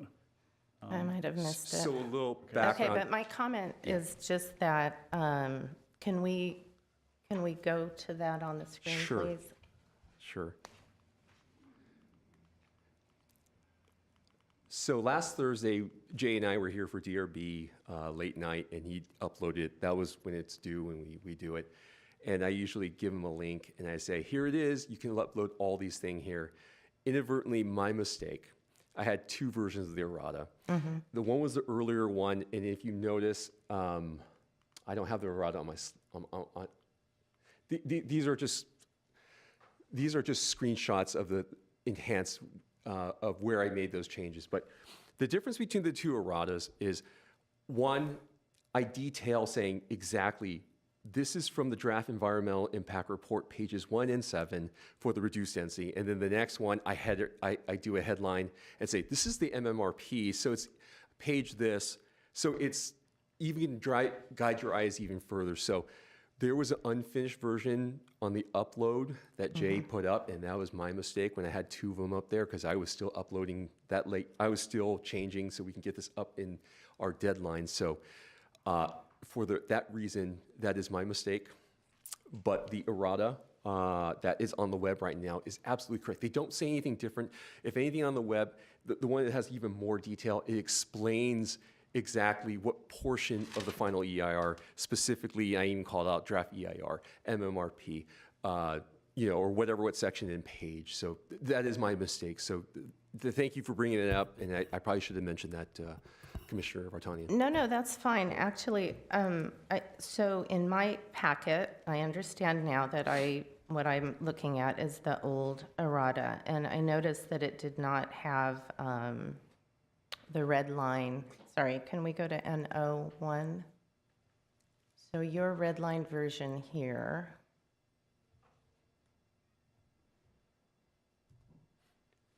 You have MN02 up right now, so I don't know if MN01 is the page before that. Okay, there we go. Yep. Sorry. So the red line, the second paragraph with the redlining about the construction contractor shall place noise and vibration generating construction equipment with exception to equipment needed to complete shoring activities associated with the construct of the subterranean garage. Away from sensitive uses, all construction staging areas shall be located away from sensitive uses. And we've crossed out whenever feasible. So in my packet, I noted that language was not consistent in the amended MMRP per HPC comments and the amended per HPC comment final EIR. So if you could just make sure that that new redline version is the same in all three documents. I thank you for pointing that out, Commissioner Vartanian. Yes. Maybe you already did that, but my packet, I think the errata was the only thing that was changed in the packet. Because I left a draft working one in that upload, you might be seeing an old one, but I did make sure that even the errata is just to guide anyone from the public or yourself to guide where these changes or these clarifications are made within the EIR. But I'm just saying that I didn't see those changes actually made in the MMRP per HPC comments or the new EIR per, and that's what they're called in our packet. Did you happen to mark that up? Because that sounds like an easy fix if you just. No, it is an easy fix. Sure. I'm just pointing it out. Point us to it. I didn't print those out, and I was hoping you would have those documents here with you tonight. Do you have them? I do. I can take a look at it right here. We could also just look for the inconsistency. So it's just this paragraph. Bullet 3. In those, yes, bullet 3. So in any should other. read like this. After we amend it per Commissioner Yurka. It should read like this in the other two documents that were included in our package, which are online in the HTML version of tonight's meeting. And they're called amended MMRP per HPC comment and amended per HPC comment final EIR. Those are the two documents.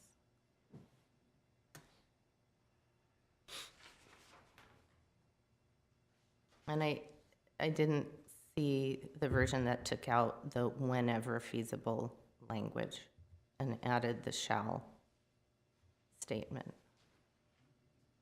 Duly noted. I'm looking at the version it does, but I do believe you. But we will definitely make sure that doesn't go past any other, if this were to be whatever gets decided tonight or whatever, any future, I will definitely make that consistent. Sure, that's fine, because if Thank this you. does go to another body, it should be consistent for their review as well. Thank you. I appreciate that. So aside from that, I'm just going to say that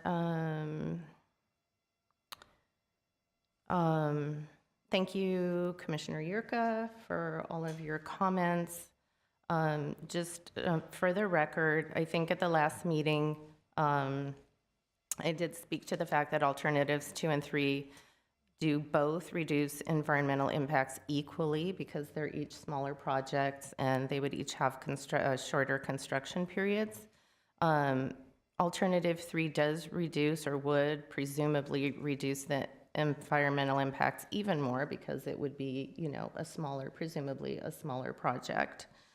I do also agree with Commissioner Yurka, I think. So City Attorney Van Meiden read out CEQA guidelines to us under 15126.6A last time that said the EIR shall describe a reasonable range of alternatives which would reasonably attain most of the objectives of the project, but would avoid or substantially lessen any of the significant impacts. In this case, it would be demolition of a historic resource of the project, and evaluate the comparative merits of the alternatives. So again, I think, and I'm just putting this on the record, I don't know where this is going to go. I would be in support of alternative 3 because alternative 3 meets all of the project objectives, albeit with fewer units than proposed. So it would still contribute to the health of the city through an economically viable infill project that would provide an increase in residential units to help meet housing goals. It would construct a new multifamily residential building with new architectural designs and energy-efficient building systems that promote energy conservation that furthers the city's policy goals expressed in the Greener Glendale Plan. It would provide new residential opportunities that offer multimodal opportunities, taking advantage of the close proximity to the transportation center, and it would enhance the general welfare of the public by offering affordable housing opportunities and help meet the city's affordable housing goals. And it would also develop new residential opportunities close to the existing retail amenities within South Glendale. So for those reasons, and because it seems to be environmentally preferable to not move a rare resource that is over 110 years old, I would also put out there that I would support alternative 3. And those are my comments. Thank you. Thank you. Can I ask a quick question? No. Since we're going to be incorporating your comments into the city council report, if we go to city council, it looked like you had yours written. Commissioner Yurka, I'm not sure if yours were written or not. Okay, I wasn't able to take full notes here, and we sometimes have to go back to tape, which is not our favorite thing to do. So if you have written comments you'd like to share, not that you have now, not that you have to prepare them later, just please do. Okay, happy to. Thank you. Commissioner Doom, anything? Commissioner Morgan? What both Commissioner Vartanian and with both of the comments that you've given are exactly the way I feel on this thing. Yours much more deal than I could ever deal with, but yeah. Okay, good. Thank you, Mr. Morgan. My only comment is I hear what my commissioners are saying, and I can appreciate their positions. I do think it's also important to note that this property owner, when he purchased the property, as was revealed at the last meeting, he understood that there was a potential resource on this property. There are situations where the South Glendale survey put a designation on a property owned by someone that they didn't ask for. But this property owner knew that this was the situation with the property. So I think that it's important for council, if they're going to hear this, to be reminded of that. Okay, so do we have a motion? Anyone?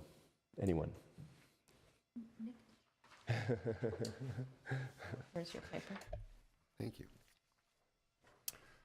I motion to not certify at the FEIR and deny the project design review application.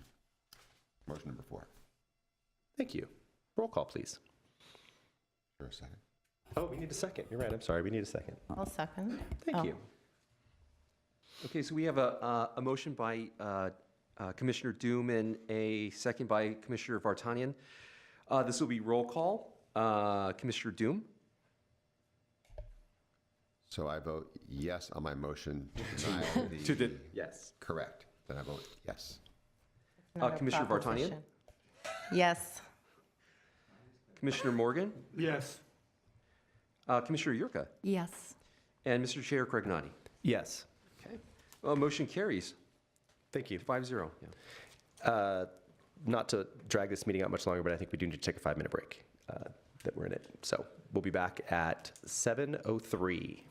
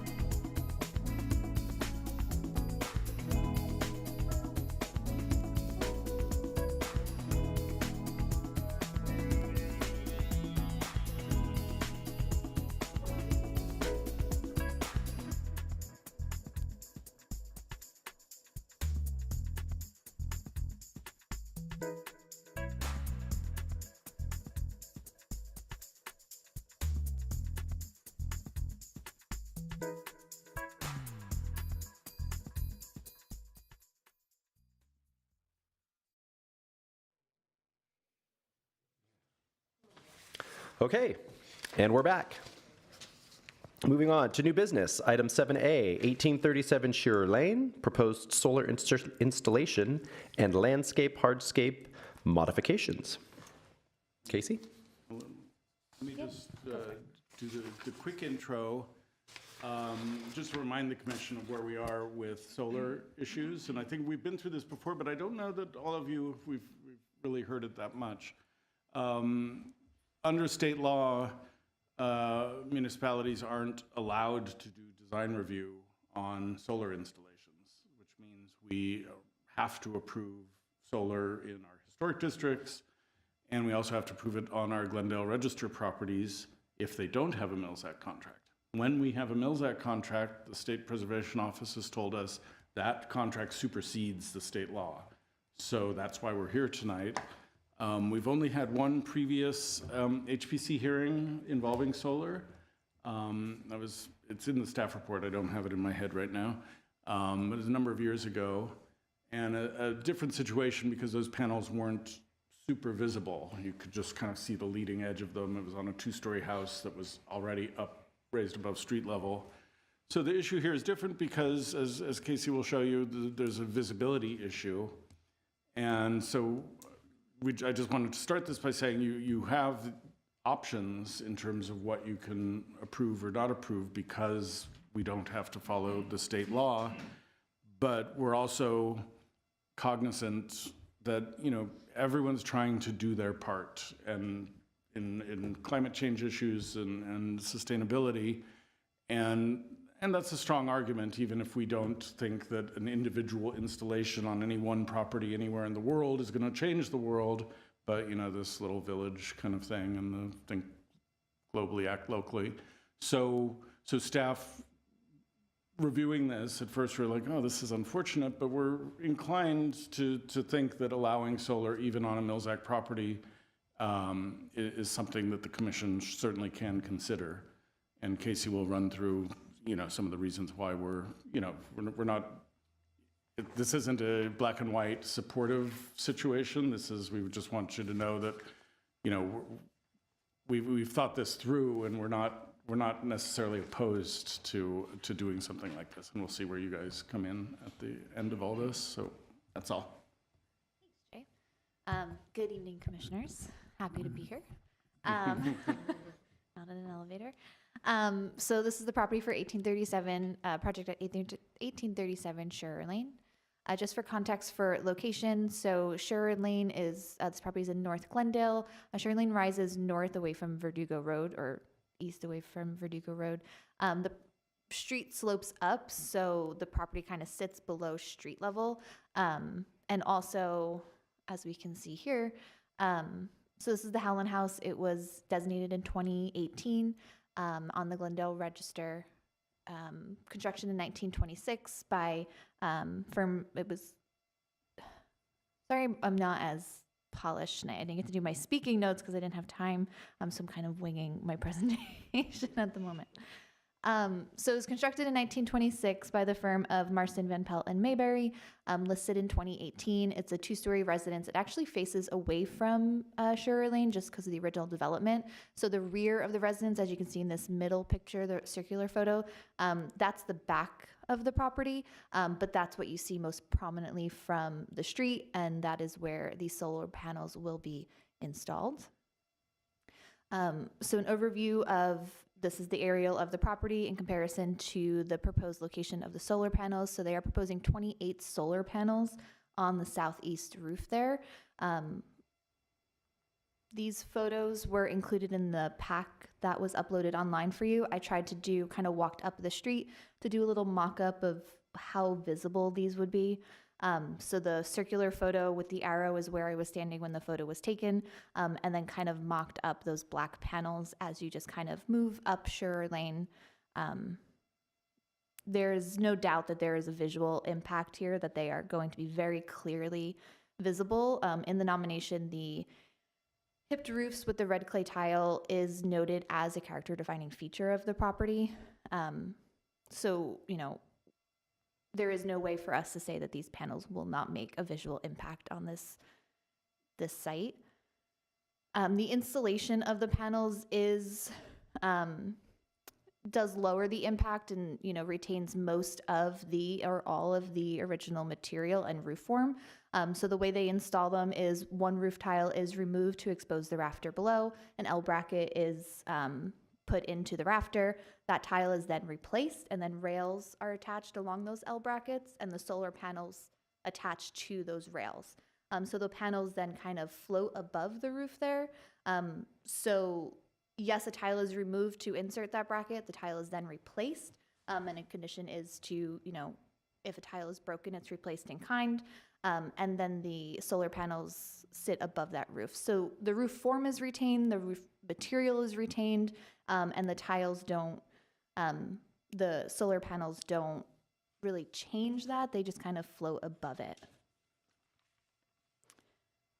In regards to the hardscape and landscape modifications that we'll kind of talk through, not a lot is going on the site. So the applicant is proposing a couple things. This is just kind of overall site location. So as you can see down here is the main entrance of the property. There are some planter walls that extend along here. Part of one of the conditions of the Mills Act contract was to remove, reclad, or replace their like ledger stone walls, not appropriate, not original. So one of the parts of this landscape modification will be to remove those and put in 16 to 36 inch stucco walls that are more appropriate to the style of the house. Along the back here, there is also a non-original block retaining wall, which is about 3 feet 6 inches in height. It'll just be replaced with a stucco retaining wall at 5 feet. And then there is a non-original block wall along the end here, and that'll just be removed completely and replaced with hedges. Some other alterations, they're proposing a mailbox at the end of the driveway, a stucco-clad mailbox. At the top rear yard here, so this is the rear of that property where all the solar panels will be visible. This is sure. They're going to be planting trees up here. It is noted that this tree was specifically picked out to be a bigger, fuller tree to help shield the solar panels, you know, as the applicants are making an effort to try and make this visibility as limited as possible. So they are working that way. Just some photos of the site. So as you can see, this is that wall across from the property that's just being removed and replaced with hedges. This is the block wall at the rear of the driveway that will be replaced with a stucco wall. And then these are those ledger stone planter walls. So this one at the top will be removed completely, and then these along the bottom will just be stucco walls. This is the rear yard. They are proposing to, this is where the trees will be going. Decomposite granite will replace this grass. These rail ties will be replaced with bullnose stucco steps. These gates will remain. This is an entrance off of Sure as well, further up the hill.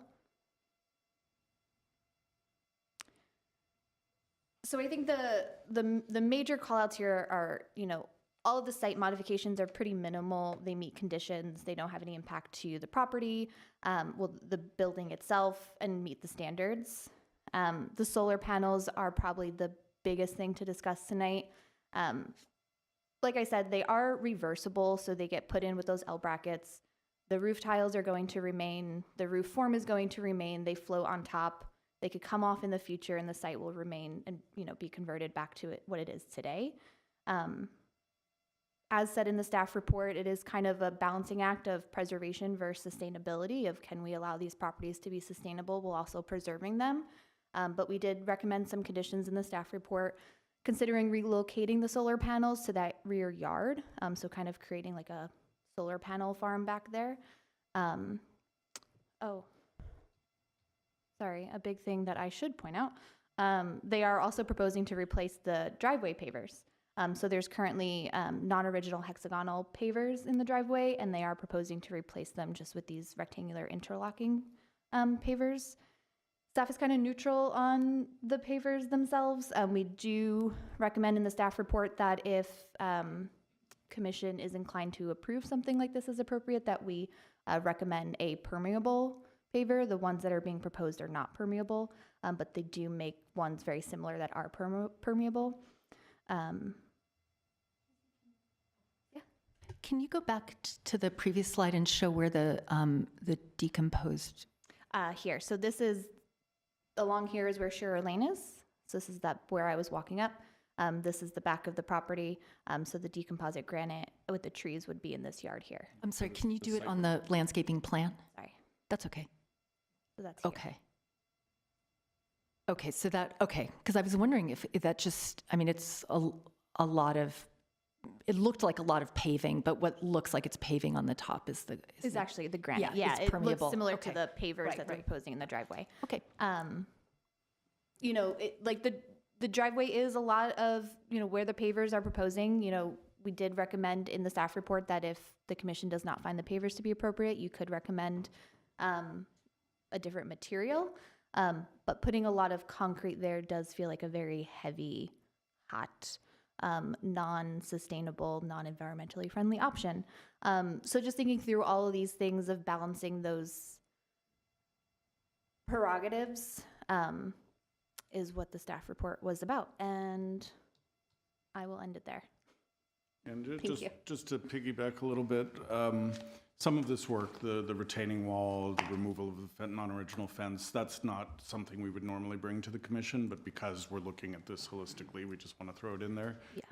The solar is obviously the primary, but I was hoping for the commission to discuss, the pavers specifically for this property. But we are getting more and more requests for those, and we have generally been guiding people in historic properties toward usually a concrete driveway. We just had the case on Kenneth Road several months ago where we achieved a look for the driveway that was going to be very similar to the historic, but then have gravel spacing, between the pavers, have gravel, which would allow that to be very permeable. Similar to what I mentioned about solar being, it's a good thing when people are asking to do this. Permeability is also a good thing to prevent stormwater runoff and all of that. So if you do have any guidance or through this project, if you felt if we can improve that aspect of our historic properties without too much of a visual impact, because pavers will always look different than concrete, please discuss that and let us know how you feel, because that'll help guide future decisions we make. Can I ask a question? Is it possible under the code to use DG as a driveway material? Decomposite granite. I am not sure, but DG has a lot of runoff issues, and this is a sloping driveway. So I don't think it would be appropriate here at all. Are there other permeable or are there permeable materials that would be appropriate? We approved another house on Kenneth Road is called Cedar Knoll. I can't remember the street number. We approved, it's a strange house because it has a driveway right in front of the house. And it's Glendale Register, not Mills Act. And we approved a gravel replacement there. They removed asphalt and we approved gravel. And they did not have a slope issue. So gravel would also be a problem. Gravel kind of starts running like water ultimately. So I think in the rear yard where they're proposing it's totally appropriate. Right. We could investigate whether it's even allowed if we did have kind of a largely flat driveway. But I think it is something that needs to be replenished over time.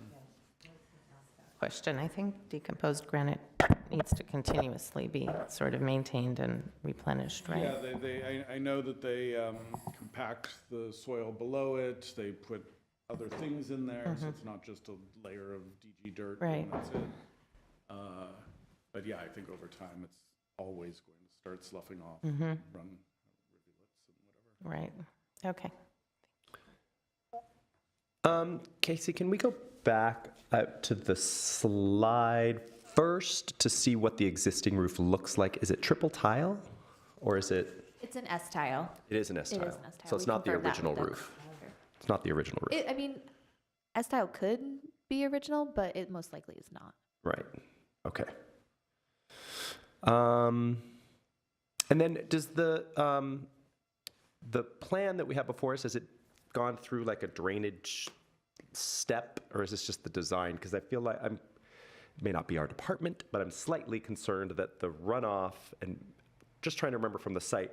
It feels pretty flat here at the bottom, but they're proposing to take away the wall that would be behind us, presumably, if we were standing in the top left corner picture. And it's quite a big drop, I think, to the neighbor below. No, it's on the driveway. The driveway. I know, I wondered about that. Yeah, so maybe you can go to where you're showing us the materials that are present. Yeah, we've been to the site. I don't remember a noticeable side slope toward the neighbor. I mean, I thought it was just a pretty severe drop. Did you see that when you were there? If you look at the picture, you're looking at basically the roof of the house next door, I think. Keep going to the existing there. So that wall on the left side is being proposed to be removed and replaced with a hedge. Right. What's on the other side of that wall, and is that something we need to be concerned about, or is that something building and safety will be concerned about when it's their turn? Is that... Well, building and safety does not allow properties to drain across adjoining properties. Right. If that's a concern, you could certainly add a condition that as part of the landscaping and driveway changes, that a low curb something be there. put there. Yeah. But only if that's in our purview. If you say building and safety will catch that, then I don't know that we need to discuss it. Well, I think your purview is boundless. Okay. Boundless. As far as design review goes. Well. Noise, vibrations.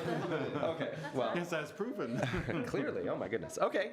Then if nobody else has questions for staff, we do have a speaker card. And we do have one caller. Oh, and a caller. Fantastic. Let's start with our speaker card, Jennifer Marks. Thank you very much. Hi, everybody. It's good to see you all again. Thank you for your I wanted to start patience. by thanking Casey and Jay profusely for all the time and effort they've put into this and their patience with us holding our hand through the whole thing. I guess I could just say a few words about the property. It's been definitely a labor of love, the things we've done to it so far. We've already done the patio. We just got our front door installed last week, a couple weeks ago, so it's really starting to shape up nicely. We had actually talked to the Historical Society about hosting an event there sometime at our home, and I keep thinking, when you drive in, the driveway and those walls are such a detraction from the house that we, even though we aren't required by the Mills Act elements to do those things, I think it would be really important to mitigate those problems while we're doing the stack stone, addressing the stack stone wall and make it all one project. And so that the exterior augments the house rather than detracts from it. The solar project is my husband's baby, and I'm sorry he couldn't be here tonight, but I will say on his behalf that he looked long and hard for a contractor he thought would appreciate and respect the house. This particular contractor, if the project is approved, has done historic projects in Pasadena, including one of the churches in solar installation. So we did think through that element of our planning as Jennifer, carefully as Ian we has could. called in, so. Oh. Yeah, he'll be after you. Okay, fantastic. And if you have any questions for me, I'd be glad to answer them, and thank you again. Any questions for our applicant? So I have a few questions. Number one, why so many tiles? Why so many solar panels? That is something I am not prepared to address. It's but usually a maybe- mathematical problem that the solar guys do. They look at the bill, your electric bills and your megawatts, or not megawatts, kilowatts, and they come up, the solar installers usually come up with a number of. I know, I had solar installed, I'm just Oh, you curious. did? You might be more equipped to answer this question yourself. Okay. Then. I mean, then- I assumed that they looked at the pitch and direction of the roof and just placed a tile wherever they thought it would be advantageous to draw power and would not be visible from the front. Those were the criteria as I roughly understood them, but take that answer with a grain of salt, please. Okay, no worries. And then the location of your trees, looking at those pictures, in a couple of years, would you be concerned with them uprooting the wall on the street, with the backyard being sloped with the trees and their roots and where they're going to go? So the 6 darker green trees are olives. So I think they will remain relatively small trees. These aren't going to be huge trees that will, develop tremendous root systems, I don't think. The one in the lighter green color in the back corner, that is also a drought tolerant specimen, and it grows bigger and more quickly. And that was selected specifically to try to mitigate the view of the roof as you drive down Shearer. The people whom we will contract if the project is approved to complete the project, they are all familiar with the root systems and things. I assume they considered that in the backyard because they actually had initially selected a different species of plant for the front hedge and then decided, oh, that could disrupt the pavers, so let's change that choice. So I presume they had the same thought process for the back, and I certainly can clarify that and will, now that you've brought it up. Yeah, just a concern for you. Thank you. Thank you. It's just a quick question. I don't know a whole lot about solar panels. I know I see from time to time some advertising for different colored solar panels. Are those in the market yet? I have seen, like terracotta colored. Really? Yeah. I've heard of them, and I briefly discussed it with my husband, and it sounds like the technology is inferior to the traditional panels. That is my very basic understanding. Okay. But you guys did look at it. We did. Okay. Thank you. Any other questions? Thank you. Does it look like a lot of panels to you? Is that what the concern is? Yeah. It does? Okay. Yeah. Just curious. Okay, just curious. All right, let's get our caller. Hello? Mr. Marks, are you there? Yes, I am. Can you hear me? Yes, just state your name for me. Yes, so this is Ian Marks. I'm sorry I'm not there standing with my bride. Oh, we're taking good care of her. Thank you. I appreciate Wait, that. what you put So hopefully I can answer a few of the questions you've had, both regarding the solar and the grading issues. But I'll start with the solar because that is, and my wife described, been my baby. So when we looked at the solar, I did do a lot of research on different contractors and looked at ones that were willing to preserve our roof.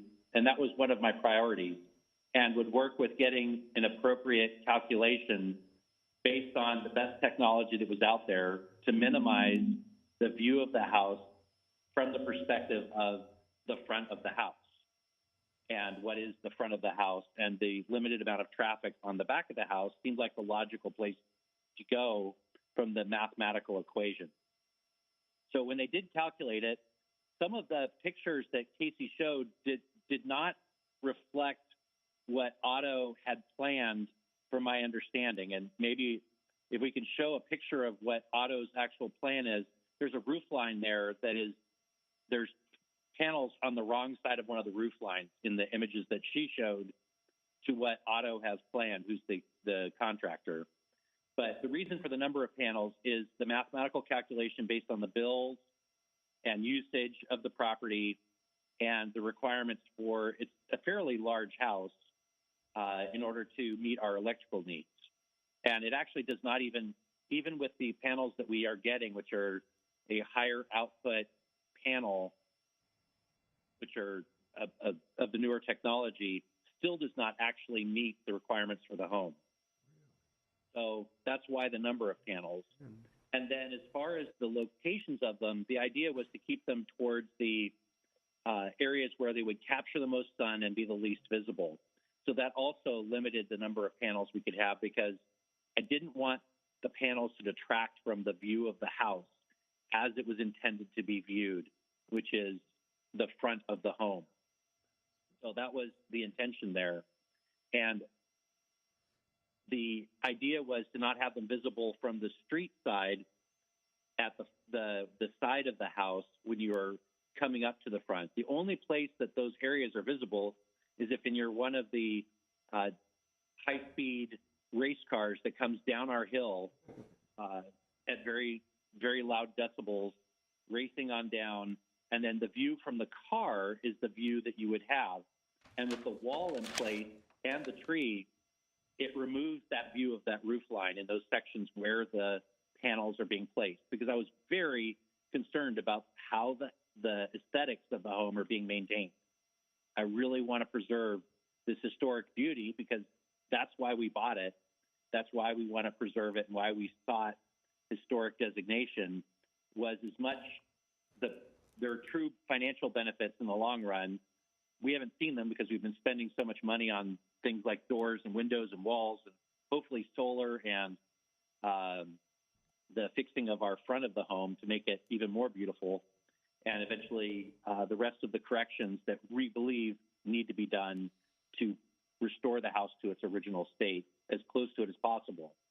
And when you look at the paving material of the original house, and Jennifer, I believe, printed out a copy of that image to show what the house looked like when it was first built. It was actually a gravel drive coming up from what was the original entrance at Verdugo, as Scherer Lane didn't exist when that house was built. The concrete was a late addition, and it is currently graded so that the runoff either goes out to the street or into our garage. And the goal of the project is also to regrade it so that it does not run out into the street or into the garage, but hopefully into the pavers, which are not concreted in, but are actually spaced so that drainage will run into the spaces between the pavers as they are laid down, not concreted in. So the goal being that the drainage would be into the groundwater and not out to the street or into the sewage lines where that water would be lost to groundwater. And then the last part is on the grading is, Chris is correct. When you look at it from that one angle, it looks like there's a large slope going down to our neighbors, but there's an upslope there on the opposite side that creates a sort of funnel going down our driveway, forcing the water at that point at the front door towards the street. But from the front door going east, it drains into our garage, which is problematic as well.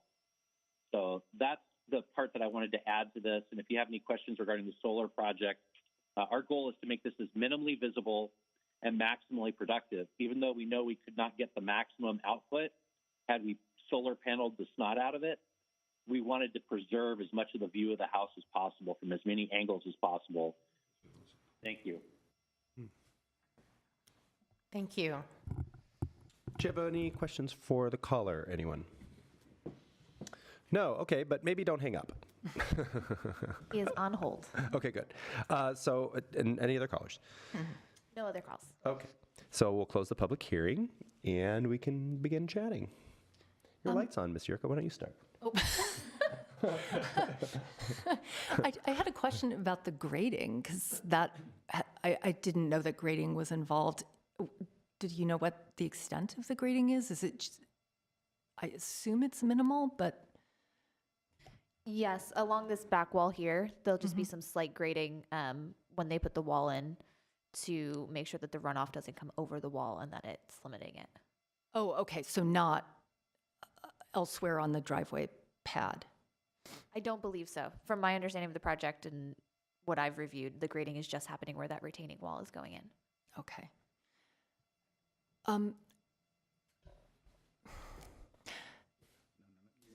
Unless the chair asks you. Do you have something to say? Just nod yes, and I'll invite you up. Okay, I'd like to reopen the public hearing. I just wanted to give a little bit more detailed explanation of the grading. So if you see down in the left lower corner, those little white squares are our trash cans. We were going to put some hedges there to conceal them a little bit. In that corner, my husband alluded to this, there is a very, very peculiar slope to the driveway, which leads the water back toward our driveway. And as part of repaving the driveway, they will level it off. And then the question was brought up about the slope in front of the house. Jay and I did briefly talk about this as a potential issue that could arise. And I think something as simple as like bender board on the backside of the hedge would divert the water away from that hillside leading down to our neighbors and still correct the problem that we have with the volume of water that goes back and pools at the corner of the driveway at the stairs, which I worry is going to start to affect the foundation of the house. Okay. Before you step away, do you know if you have any actual area drains anywhere on the driveway proposed to take the water out to the street? Currently, we do not. Okay.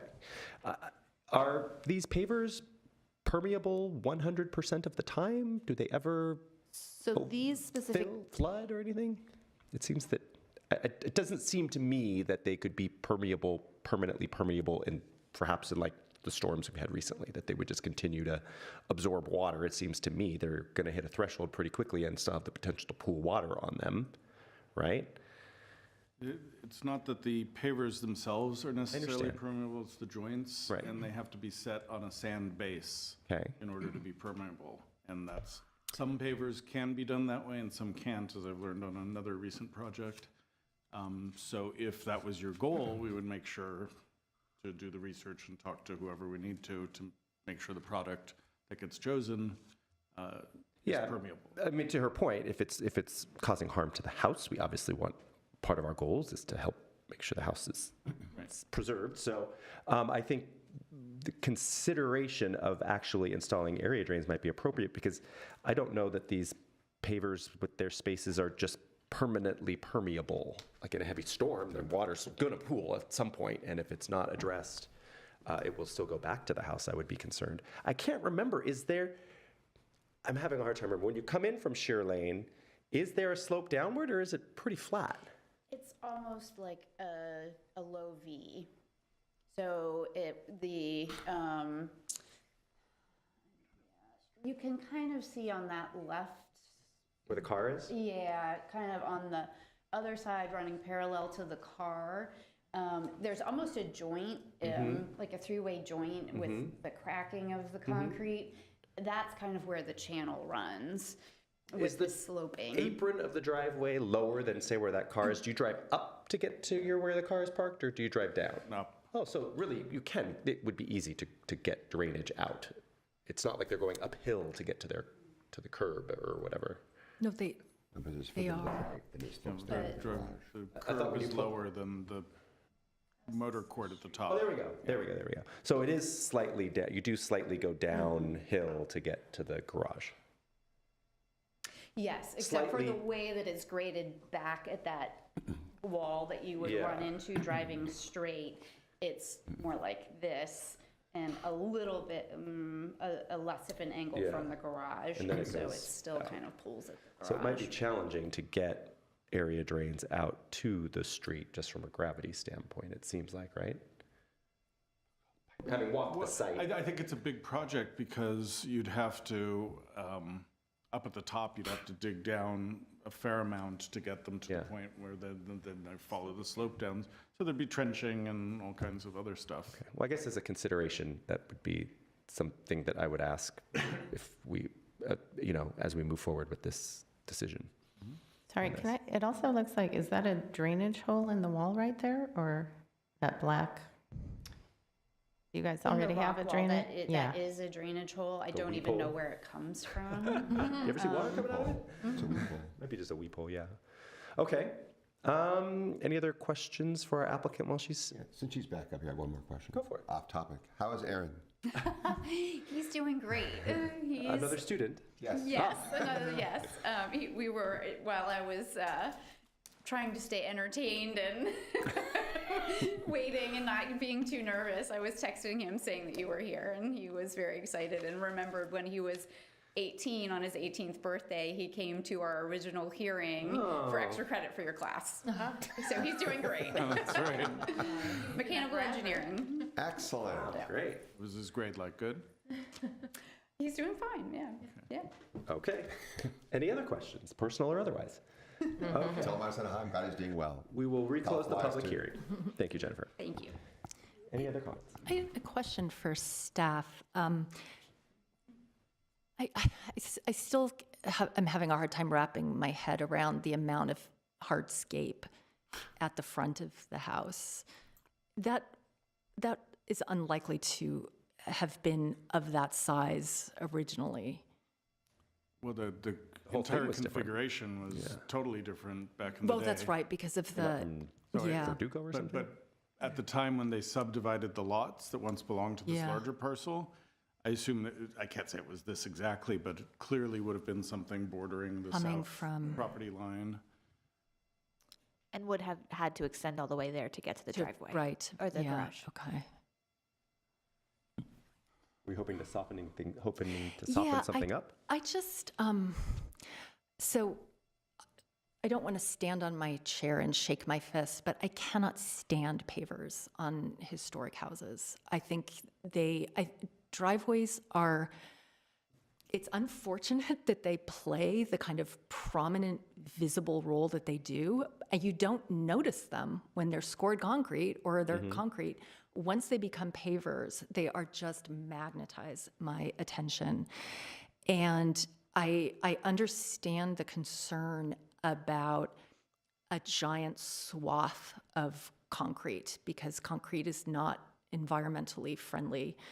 But I can't help wondering if there is some way, either through a combination of concrete, gravel, something that we are not just using pavers. I mean, I don't have a problem using some concrete. I mean, this just seems like an awful lot. But Some pavers, you mean? Yeah, just Using some pavers.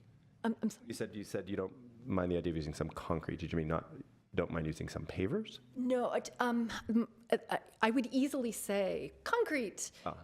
It's so massive because the garage is so far back because it swoops out, toward the other property.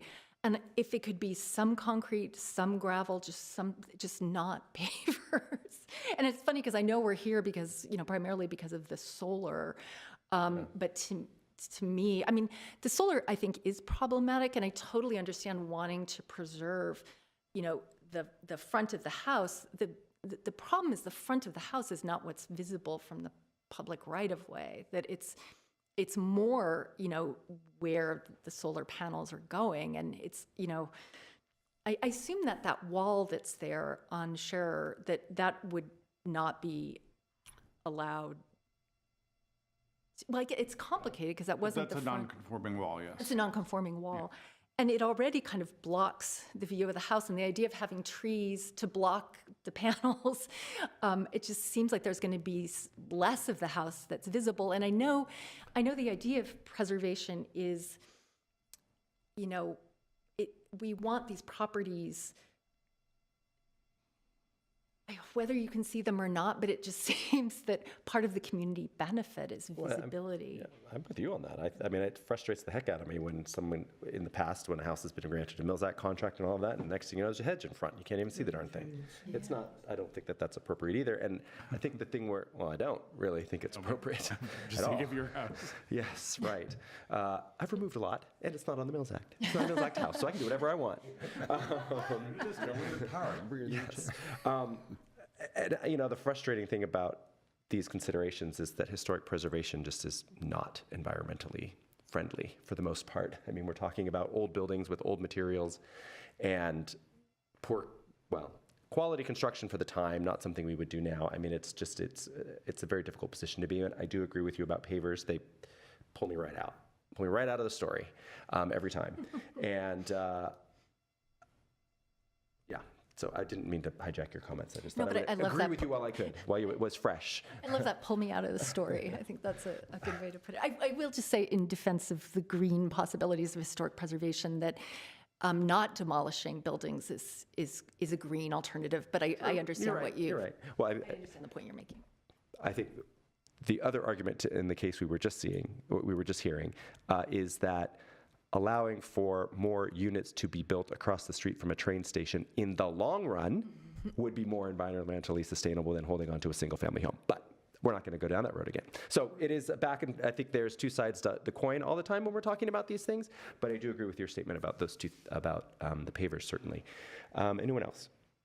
So Casey, could you go back to there's like a driveway shot that kind of gives us a feel for what's going on right now. And I mean, whatever the tiles are now, the pavers aren't going to be that much different. You mean of the walls and such to see for the driveway? There's a shot where we can just kind of, like, maybe we're on it and we can, yeah, maybe it's that. Yeah, that's it. You know, it's a hard one. So the walls that are there are coming out, and I think, or the lower wall is going to be stuccoed over. Is that what's happening? Yes, so these lower walls will be replaced with between 16 to 36 inch high. They'll get taller as they slope down and meet this rock wall. Stucco walls, and these upper walls will be removed. I mean, I think either way, I'm not wholly opposed to permeable pavers. Again, I think stamped concrete is going to be it's just going to be a lot of concrete, right? It's going to be very redundant. Yeah. I mean, pavers would be too at that scale. Well, if we're using the pavers that were Environmentally friendly. the ones that were in the materials section, It's all right. Continue. you know, is that the color choice? Are those the pavers and that's the color choice? Yes. I mean, those they are a the little more neutral, right, than what's there now. You know, concrete presumably is going to be, I don't know if it's going to be colored concrete or gray concrete, but. I mean, what I was envisioning and hoping we can discuss, and maybe staff has ideas, is something that wouldn't be pure concrete from the street to the edge of the property. I mean, maybe I don't know if grasscrete is an option, but I mean, for me, if a property were coming before me for a Millsac contract and it had pavers, if not for just the environmental waste of pulling them up and throwing them away, I would make that a condition for Millsac to replace it with something more appropriate every time. But I'm sensitive to the idea of just throwing out materials. But in this case, they're proposing to throw out the materials. And so it seems like an option, even though maybe it's a little bit better than what's there now, or yes, it's their already replacement materials. This is our opportunity to make it something more appropriate. Didn't we approve the house on Kenneth with pavers in the round circular, half circular Sherwood house? Didn't we approve pavers there? Yes. Not on, the Sherwood House is, I can't remember the name. The one with the two driveways. Yeah. Yeah. What was the material we approved to go from driveway to driveway? Materials, we had the large rectangular flags with the gravel in between them for the straight driveway on the west. And then for the new curving driveway and circular driveway, scored concrete that matched the square flag pattern that was under the porte cochere. Yeah, right. Or actually, it's going to be a bigger module than the 1x1s. So we did do scored concrete Yeah. for that whole circular That wasn't driveway, the pavers. connector driveway. The thing to remember here, and I'm not going to make a secretary's false sense of history argument, but I believe that the pavers that are there now are original to this driveway. Oh. They seem to date the subdivision. Could you show what the houses? The staff report does say non-original pavers. I did note them as. Yeah, we may have just made that as a mistake. Okay. So, You think these are? I can't say that for sure. If we could look on the street view of the house next door, that'll give us an idea of the era of. I think this area was subdivided in the house next door. Well, any house we can see, basically. I thought also that the No, I wanna see the applicant houses said to something get their about a era. gravel. I'm guessing that this subdivision happened in the 70s, probably. So it's completely conceivable that these hexagonal kind of terracotta colored things are from that time. Original to the 70s. From the 1970s. Okay. So not original to the house, original to the When it was subdivision. Original to subdivided. this driveway that was built after they subdivided the lots around it and completely changed the configuration. So. Got it. Okay. So I don't know if that's worth anything, but. Not really. Not that helpful. Honesty. Not that helpful, but thank you. Okay. I think it is helpful. Thank you, Laura. I think I would like to hear maybe you could elaborate more on a suggestion. Do you think you could elaborate more on a thought that you have for the solution? And do we get into the, well, maybe we don't get into the weeds of specifically designing these things. Sometimes we're told. Grass creek. Yes. I'm going to reopen the public hearing. Do you have you raising your hand? Come on up. And I guess maybe we should text your husband and see if he has something to say. Hopefully he's still on the line. A couple of thoughts about the current driveway versus the pavers. This actually is stamped concrete that we have. They are not individual tiles. It is stamped. Oh, okay. Yeah, just to clarify. When I went to the contractor that we've identified to do this, if approved, I actually had suggested stamped concrete to replace what's here. What is there is broken and poorly graded, as we've already established.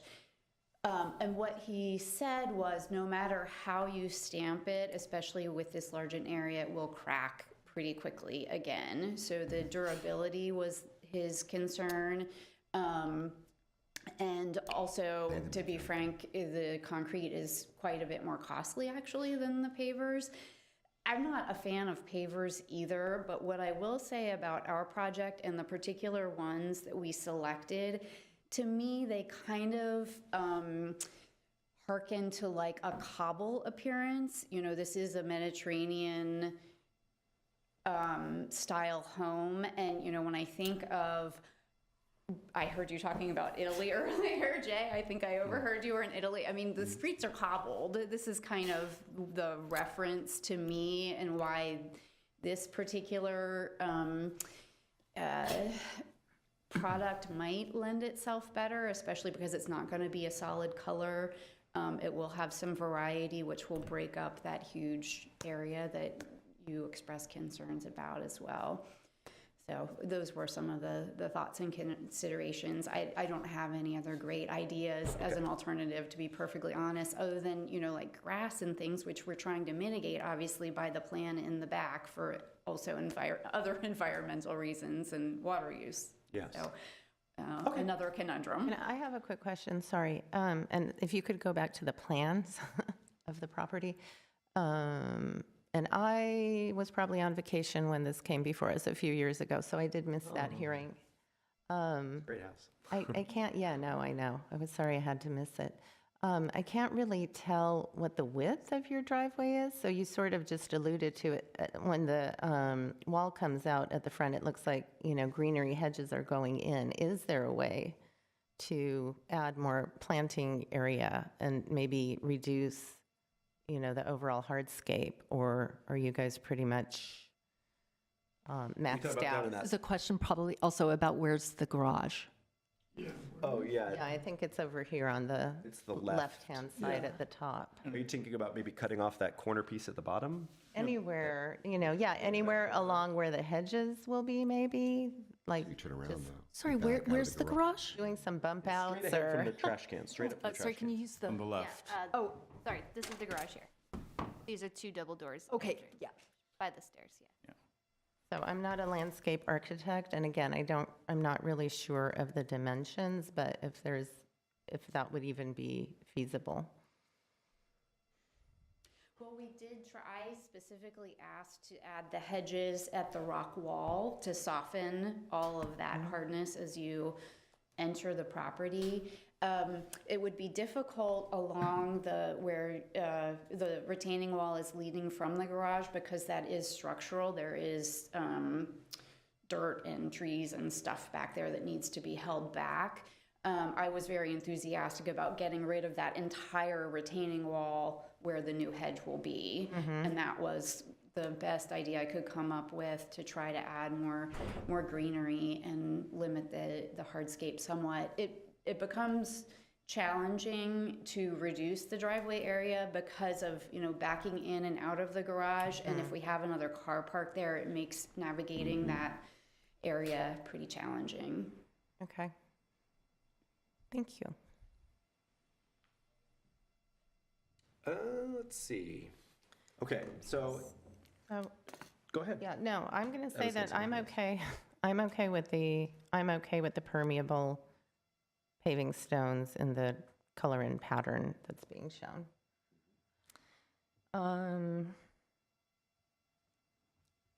Solar panels. Yeah. Oh, are there other comments about, do we want to break it up? Oh, Or do yeah. we want to talk? And we're not doing a finish up the- motion, right? We're just giving input, or are we? We have to. No, this is approval. Yeah, we're Oh, voting. okay. It sounds like you might also have comments about solar.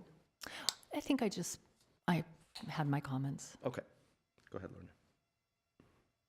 Lorna.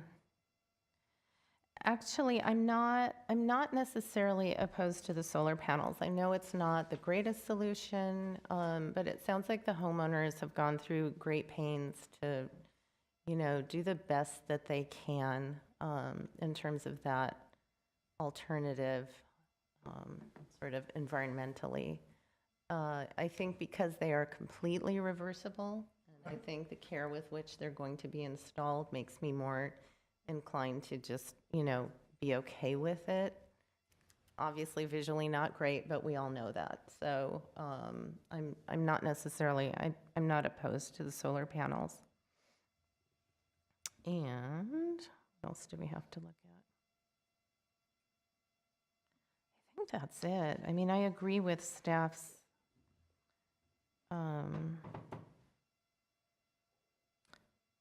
Well, well, while no, you're, you don't really have conditions. I mean, you were talking about a solar farm in the back, but I think that probably didn't work out for the owners. that was just an option we threw out. We discussed that with the applicant. They felt it would, I don't want to speak for them, but they felt it would reduce their usable area and. Also not weren't- sure you would get 28 panels back there. Yeah. Yeah. Oh, sorry, the mailbox, where was that Yeah, going? Well, I appreciate that you mentioned that, just because when we looked at the posts at the same Kenneth House we've been talking about, I said that we are not using that as precedent to allow these types of things to be built wherever. Right. So we definitely would like you to weigh in on that. Staff is fine with it, but So the mailbox just is let going on us the know. west corner right here of the driveway. There won't be a light post on it. It'll just be the stucco mailbox. Wait, I'm sorry, there won't be a light There post? won't be a light Oh, okay, yeah, yeah. because it wasn't, it was the making the entrance grand through that pair of posts that I thought was the problem for those of us who objected to it, which may have just been me. It wasn't the addition of, okay. Well, something at the, yeah. And then it's a is it- common request. Is this what it's proposed to look like, or is this just sort of a, Inspiration photo. sorry? The inspiration photo here, and then Yeah. the diagram drawing is what it would actually look like. Okay. I don't know. It's gonna, it's on the property. It's definitely something new. How do you guys feel about a cornice cap like that, or just something a little more simple, or something that harkens back to the architecture of the house? I don't want to get too particular, but I just want to put it out there. When you talk about the cornice cap, are you talking about the Whatever we're going to call that, the photograph? capstone. Yeah. Yeah. I mean, I but- think I think simple is The drawing, good. if you look at the Drawing, drawing, yeah. it seems pretty Drawing's just a appropriate. bull-nosed cap. Yeah, it seems pretty Yeah. appropriate. Okay. Fine. Jane, Casey, just getting back to the paver question, because I hate those pavers so much, and I'm sorry, they don't look like cobbles. They won't soften it just because they're different colors, although I understand that that's a matter of preference and judgment. Do you have ideas for how something that's not, I mean,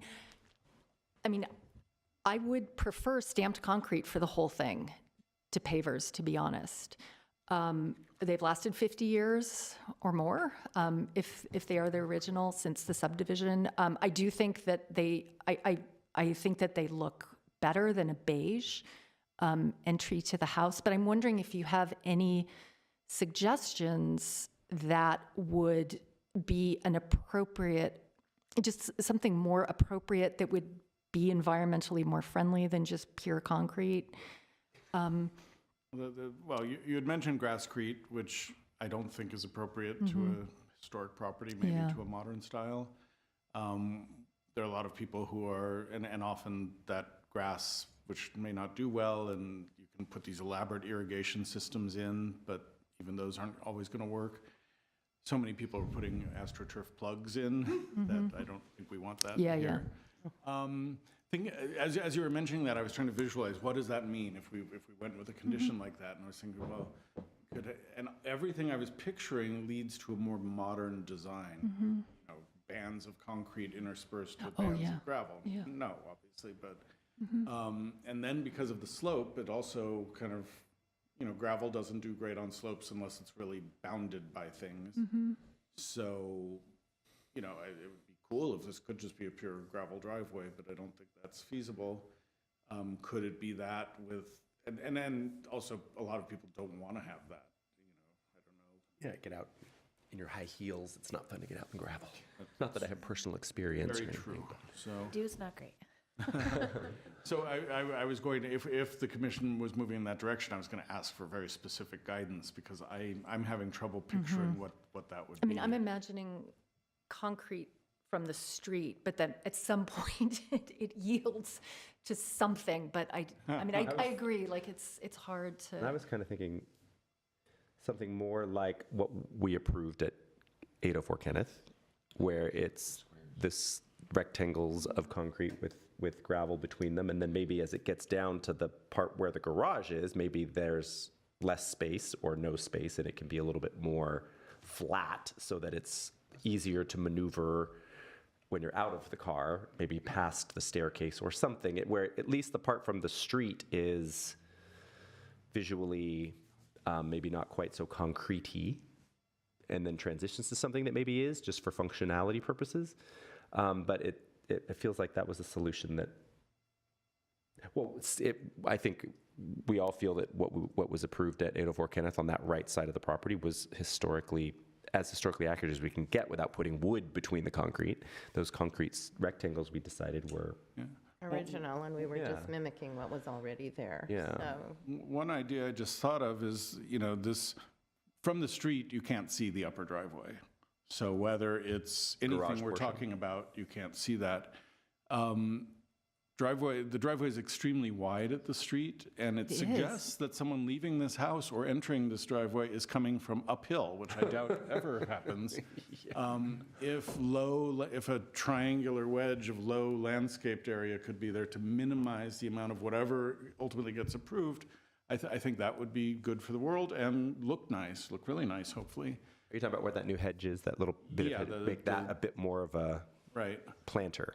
Because because you know, we're sympathetic at staff level to the idea that because of the location of the garage and the fact that you don't want to have to back down this driveway, you would have to back out of the garage to turn. I think given that there's a limited opportunity for landscaping in that lower wedge where the trash And is. it's not really seen from the street anyway. And we don't see that, but that's. Because I'm glad you mentioned that about the driveway apron, because it just seems so. I mean, the driveway actually extends beyond the apron. It just Casey, can you seems go to that street so view again? naturally large, and I was thinking about that too. Actually, if in front, rather than just like hedges in front of the rock, Just kind of clip that corner. Yeah, I think doing something with landscaping. I think it would have to be low landscaping because Public Works looks at visibility issues and they have very specific requirements there, but they're easy to meet with the right landscaping. Catherine, what do you think? Could even be something that climbs up the stone a little bit. And Christopher. What do you think of concrete, whether broken up by gravel or not, in the first portion of the driveway that we really can see from the street, and then perhaps conceding a little bit on the material that's chosen after that? I don't like the idea necessarily of concrete abutting, for instance, the pavers that they've chosen. And I don't necessarily like the idea of, things that can't be seen from the street. We have 360 jurisdiction. We have to assume these homes are seen from every angle. I get that.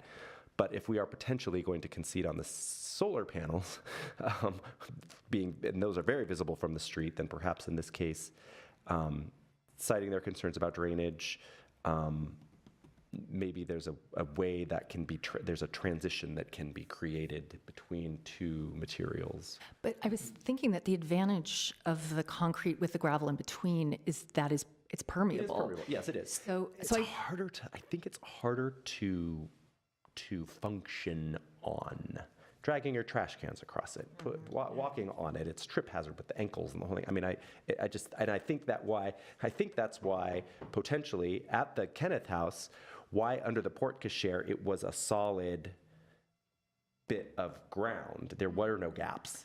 Because Right. I think that's where you're getting in and out of the car, under the cover, and it's easier to maneuver on that kind of a surface. So that's my concern for them, is that in the portion where they're actually going to be walking and on the ground the most, I can understand why something with gaps that has softness and hardness could be not.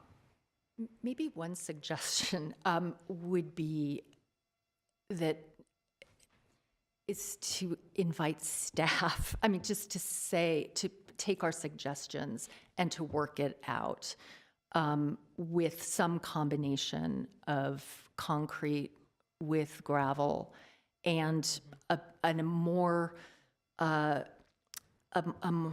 durable material at the garage level. I mean, I don't think the kind of concrete I think that we're envisioning with gravel and these pavers would work. I don't think it would look Yeah, right, no. so it would have to be some other. I'm having trouble visioning what the Any concrete of and it. gravel would be.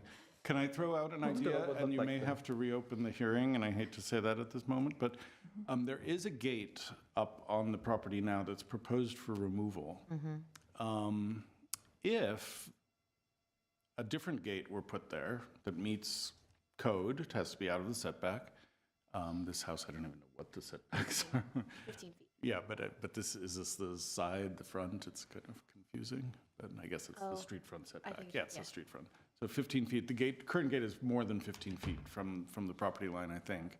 But if a more solid gate were placed there that was appropriate to the design of the house, would provide security, or I don't know if that's something you're interested in, that would be an appropriate place to make a transition, and you wouldn't see any of the upper portion of the driveway if you were inclined to approve pavers or anything else we're talking about, and then maybe have a more traditional, a reduced width, more traditional square flag, concrete scored driveway that does transition. The color could be chosen to blend with the pavers so that when the gates open, it wouldn't be this crazy transition. I mean, I would be a little bit concerned about the precedent that we're saying with something like that, but Yeah, you know, that we we don't could, make that suddenly we can hide. precedent, Well, and but people like we to bring we things also up. have a strange rule in our multifamily zones that the first 25 feet of a driveway needs to be decorative, but the rest of it doesn't.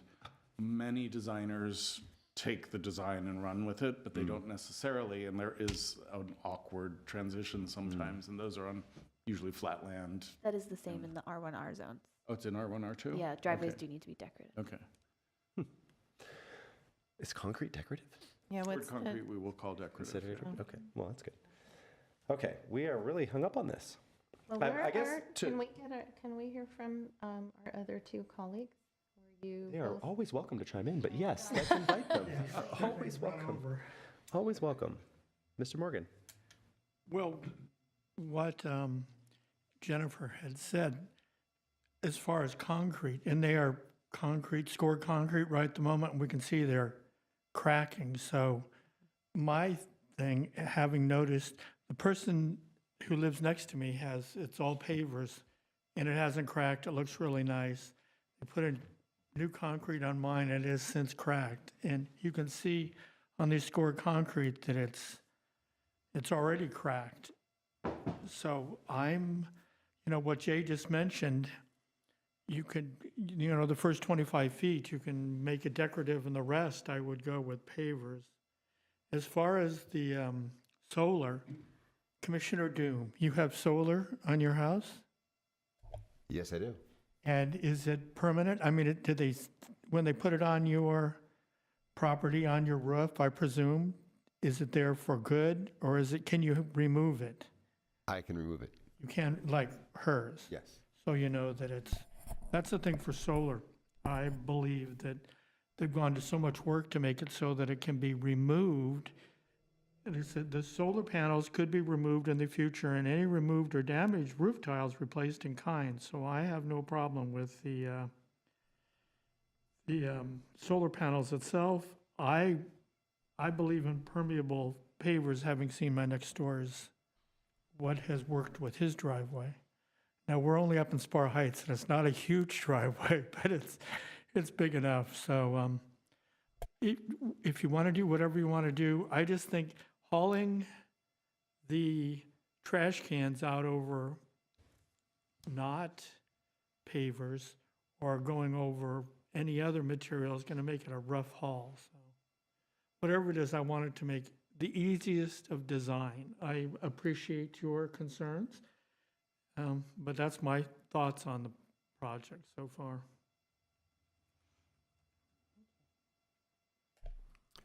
Thank you. I love concrete. As a bricklayer, grandfather, mason, all that fun stuff, and understand the cost involved is enormous for this driveway. We are concerned with what is seen from the street, and I don't think it would be a bad precedent if that is our precedent of what is seen from the street, that we have some kind of decorative concrete that is seen from the street.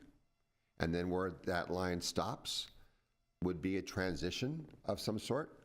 I know that we have in the past had the concrete squares and then you transition to the cobblestones. I actually endorse permeable pavers as very more environmentally adequate for that purpose. And I understand your concern of what they look like, but if we go to what is visible from the street, I think that's just fine. And as for the solar panels, I'm all for that. Looking at your numbers, you're going to have great power. I'm just curious how much interior your house is to afford all that. I imagine what your bill is now, for crying out loud, before you get solar, because it will work tremendous wonders for your house once you get solar. So my comments are to approve the solar and make modifications to the driveway with concrete from the street level that is seen. Can I open the public hearing for a second? Sure. May we speak with you one last time? Thank you. Let's say last, just one more time. Yeah, right. I think I've said that before. Jay mentioned the idea of maintaining a gate in that position. Is that something you already have considered and decided you absolutely did not want it? So we have a gate, as you can see, Yes. it's not very visible, but yes, thank you, Casey, for pointing it out. We never use it. It's starting to sag. It's not motorized, And it was right? actually, our plan was to remove it. Which is preferable, I think. It's not motorized, right? It is Oh, motorized. it is motorized, but you don't use it. We don't use it because it doesn't work very well. It Okay, like got it. bangs shut, and it just, we tried to use it when we first moved in, and it does You were not like, function well. Okay. And when it came to this design, there was not even much consideration in thinking, maybe they'll let us put a new gate in. You just don't even want it. We had a gate at our old house that we liked, but it wasn't motorized. I liked the appearance of it. It worked well with the house. I don't know that a gate would serve us any function, and I don't know that it would really add to the appearance of the not, but house it was- necessarily. So that's not something we would be enthusiastic about, but we'll do what we have to do. I think it's preferable not to have a gate Copy since that. there Thank wasn't you. one there. I'm going to close the public hearing. Oh, sorry. That's okay. And I do think that the gate isn't essential to have a point where you have the transition. Just seems like if you're standing right where the new mailbox is going, you can probably see all the way down the driveway, very close to the end of the driveway. So he's saying, well, something decorative as far as you can see. Well, that's pretty far down the driveway. Yeah. So we have to kind of, Feels like, if you go to the site plan real quick, excuse me. it feels like if we were doing concrete on the sloping portion, transitioning to pavers on the flat portion, we're never going to see the flat portion from the street. I think you're right that we will see up the driveway. And, that's a very Solomonic decision. I'm going to suggest I know you hate the pavers. You've said you hate the pavers. I'm not a huge... She stopped short of standing on her seat. I know, I did threaten it. Look, I'm not a huge fan. It wouldn't necessarily always be my preference. They are permeable and they are reversible. So we just need to think about that somewhere down the line, somebody else could do something different. It's a mistake to think of something you lay down as on a driveway as reversible, like Oh, some. it's totally reversible. Well, I mean, I actually that have argument, everything's pavers at my reversible. house, and they can come up anytime. Sorry. Now, I don't know if you guys want to talk about reversible in this context, but I don't know. I think the transition is going to be weird.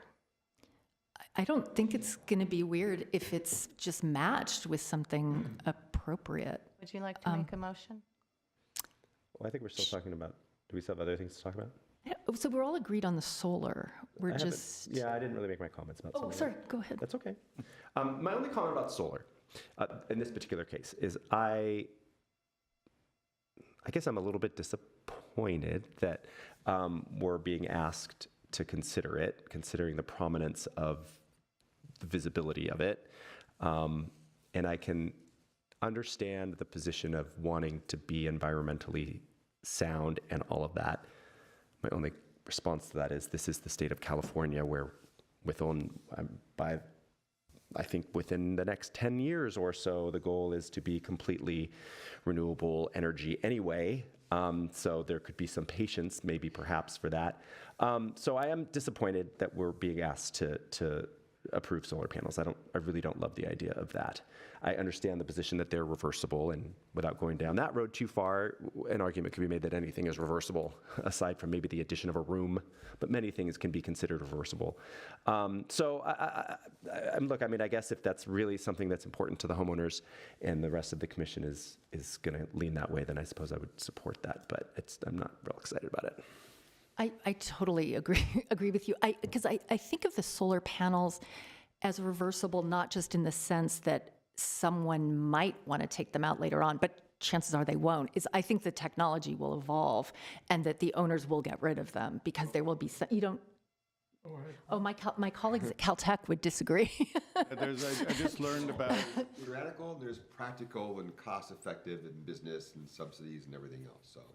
I just learned about a Spanish tile surrogate solar panel from Italy that we would not recommend here because you go to their website and it's like, I'm not going to have a boat cross the Atlantic with this stuff on it when we don't know anything about it. But it does suggest that kind of thing. There's some sort of covering that's UV permeable, and then but you have fully rounded tiles, and they showed a picture of it and it looked okay, but I'd want to touch something like that and really understand it. So that's the technological change that may be coming. So that's just that's making me feel better about it, because I don't think we're going to have to imagine that the owner might want to get rid of it. I just think it'll happen. Yeah, they'll die. They have a limited life. They have a limited life, and they will have to either be replaced, and maybe they won't be. I mean, I know that there are panels these are 310 kilowatt, I think. I think there are commercial panels that are 400 kilowatts that you could draw a little bit more power from. So, I mean, maybe even in the next time around, if they do decide to keep them, maybe the technology will be better. They won't need as many. So I guess anybody else want to talk about solar? You already mentioned, you talked about it.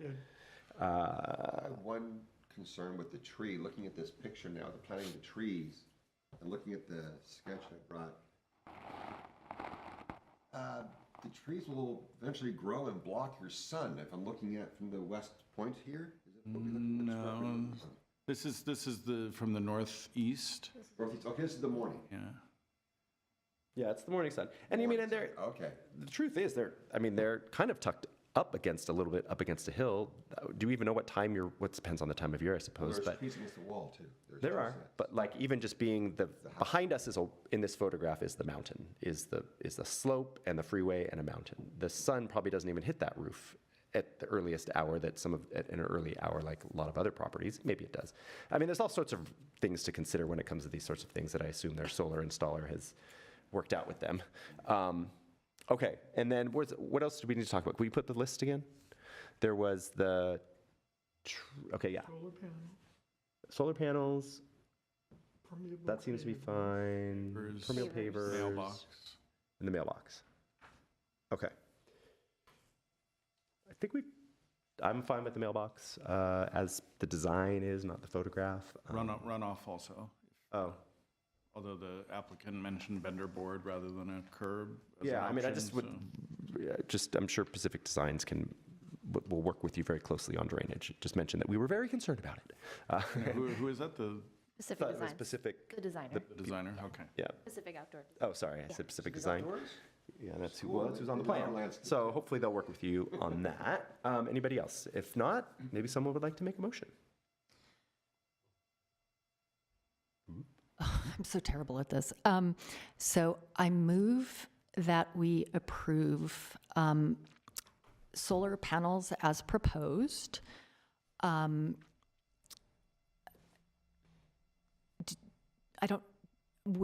Do I need to mention the retaining the tiles? That just seems self-evident. I think That's it's part of already the in there. proposed project, Okay.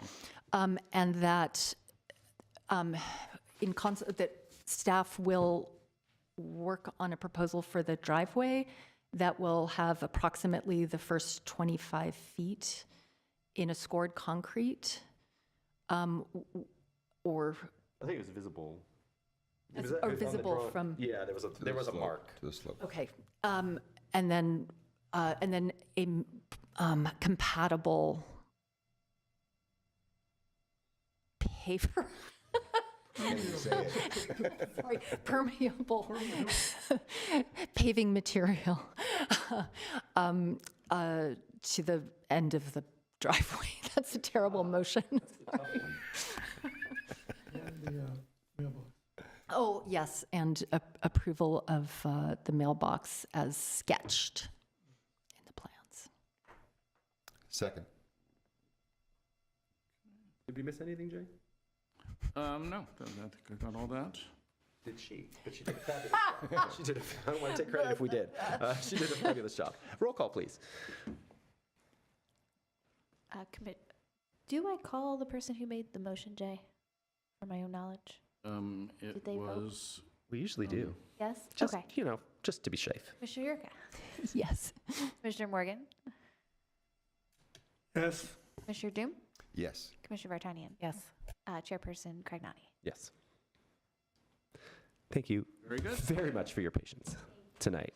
Yes. Really, truly, very truly. Okay. Okay, I will be super quick with the community updates. Community Development Department updates, please. Okay, so we've been trying to keep you all up to date Lately. on the Bellhurst survey. The survey company had a few setbacks with employee health issues, and so there's some delays. We just met with them, when was it, last week, a couple of weeks ago? Last week. Yeah. And so they have submitted a revised schedule, which I've updated the proponents in the neighborhood with. And, but basically, and I didn't, because of our little incident, I was going to prepare a little timeline and have a little more To information be clear, for you. they were So I'm stuck in an elevator. looking at an email that I sent out. They're going to be finished with the, all of the survey, which includes the proposed district plus the expanded area that they're doing kind of a light survey to see if it may qualify for a future expansion. They'll be finished with all of that in July. We will be bringing this, and we're still using the old district kind of rules because they'd already gone through that, the beginning part of that process. So there will be a public meeting that will be held, and then we'll bring it, the draft to HPC at the time of the public meeting, which I would love to combine the way we're doing in the new one. We'll talk to the attorneys to see if that's feasible under the old ordinance. And so hopefully the final visit to HPC is going to be late summer, early fall. So that's the schedule there. Any questions? I was just going to ask, it's 2023, right? July 2023? Yeah. Yeah, thanks for, because you never know. Actually, is a good question. And then we're moving forward with our code, the caveat that's not here, but just, sorry, I think some will be interested in this. We're moving forward, finalizing our code changes that for the revised process, the streamlined district process, which we'll be bringing to you. Well, we have to go to Planning Commission. Actually, I don't remember. Yeah, we're not bringing it to HPC. We're going to Planning Commission and then to Council for the code change. Do you know when, should be within the next 3 months, 2 to 3 months. Hopefully 2 months is kind of my goal. 2 months to planning or to council? Well, they could happen pretty close to each other since council meets so frequently. And planning meets twice a month, but council's a lot of meetings, so we'll figure it out. But okay, so that's that for surveys. And then Commissioner Yurka had sent us an email noticing that we had never brought the 2021 to 22 Certified Local Government report to the commission. And that was not intentional, complete oversight. What we'll do, and again, if I'd been in the office, I was going to print out copies for all of you to review, and then next month, if you had any comments, we can make any revisions that are necessary. So what we'll do now is email those to you next week, so you'll have them, and I'll agendize it as an update, but you can kind of give us your comments. And then next month, also, we'll have this round CLG report for your review before it's due to SHPO, so your comments will then be able to go into the document that gets submitted to Sacramento. Thanks. One more quick thing. Part of the comments that we received from Kathy were about the trainings. And we historically have tried to incorporate all of your trainings to show SHPO that, yes, our commission is active, they're engaged. The year that we're looking at for the one that we missed was probably the most active and engaged because so many commissioners and a lot of our staff participated in that National Association of Preservation Commissions boot camp that we did for 2 half-days. So we had great participation in that, but I know there is few, and Lorna, I think you had submitted something that made it into the report. We didn't capture some of Kathy's trainings and maybe others. What I would like to do, we'll still try to remind you over time, but I know some of you are signing up for trainings that I don't even know you've signed up for because you've got access now. If you could try your best to, when you do that, not rely on us to come asking, but to proactively submit those. We keep in each of our CLG folder, we have a folder of trainings that we just keep a running tally through the year. So it's easy for us to keep track of that if you could try to let us know. And as I mentioned to Chris, I think, I get a notice on my email because all the signups go through are attached to my account, but it doesn't say who's doing it. So it says that Jay Platt has signed up for this That's training. hilarious. And I know that I haven't. So just do your best to help us out. And then when we're compiling the document, we'll probably send out a reminder note. That's just for NACP, I think, right? That's just for CPF. Oh, it is CPF? Yeah. That's the one. Was it CPF, the ones that go to you? Because I know sometimes you shoot an email to me and say, I think you just signed up for this. Yeah, most of the ones that you guys have signed up for are CPF trainings. They do them pretty regularly, but there are others I think we all out have, there, I don't know, I have an NACP that they gave free after the boot camp, so maybe I'm the only one. There's stuff, and we try to send you special. things when we get them, but No, it was free, so I signed up and I've taken a few trainings through them, so I wasn't sure which one was going to you. okay, yeah, that one I hadn't even heard about. So the CPF is the one that I get. Well, on that note, today I did historic preservation and housing legislation. I was in that one too. Were you really? Ooh, it was fun. So I have my own CPF membership, so I won't be showing up on that, but I will keep you apprised. I just assumed that you asked us all for it before the report, so that's why I just husbanded my trainings rather than Probably boring you easier with this for information as you it guys goes. if we do it on an As it ongoing happens. basis, and we're fine doing it that way. So. I just write them down. I have a list, so, but whatever. All right, so that's it. We're done. Yay. I'm done. So the next meeting is March 16th. Okay, I won't be here for that meeting. I'm sorry. All right. Break. I'll be visiting my parents in the desert. Oh, that's nice. Okay, well, Okay, thank you. we are adjourned, 8:29.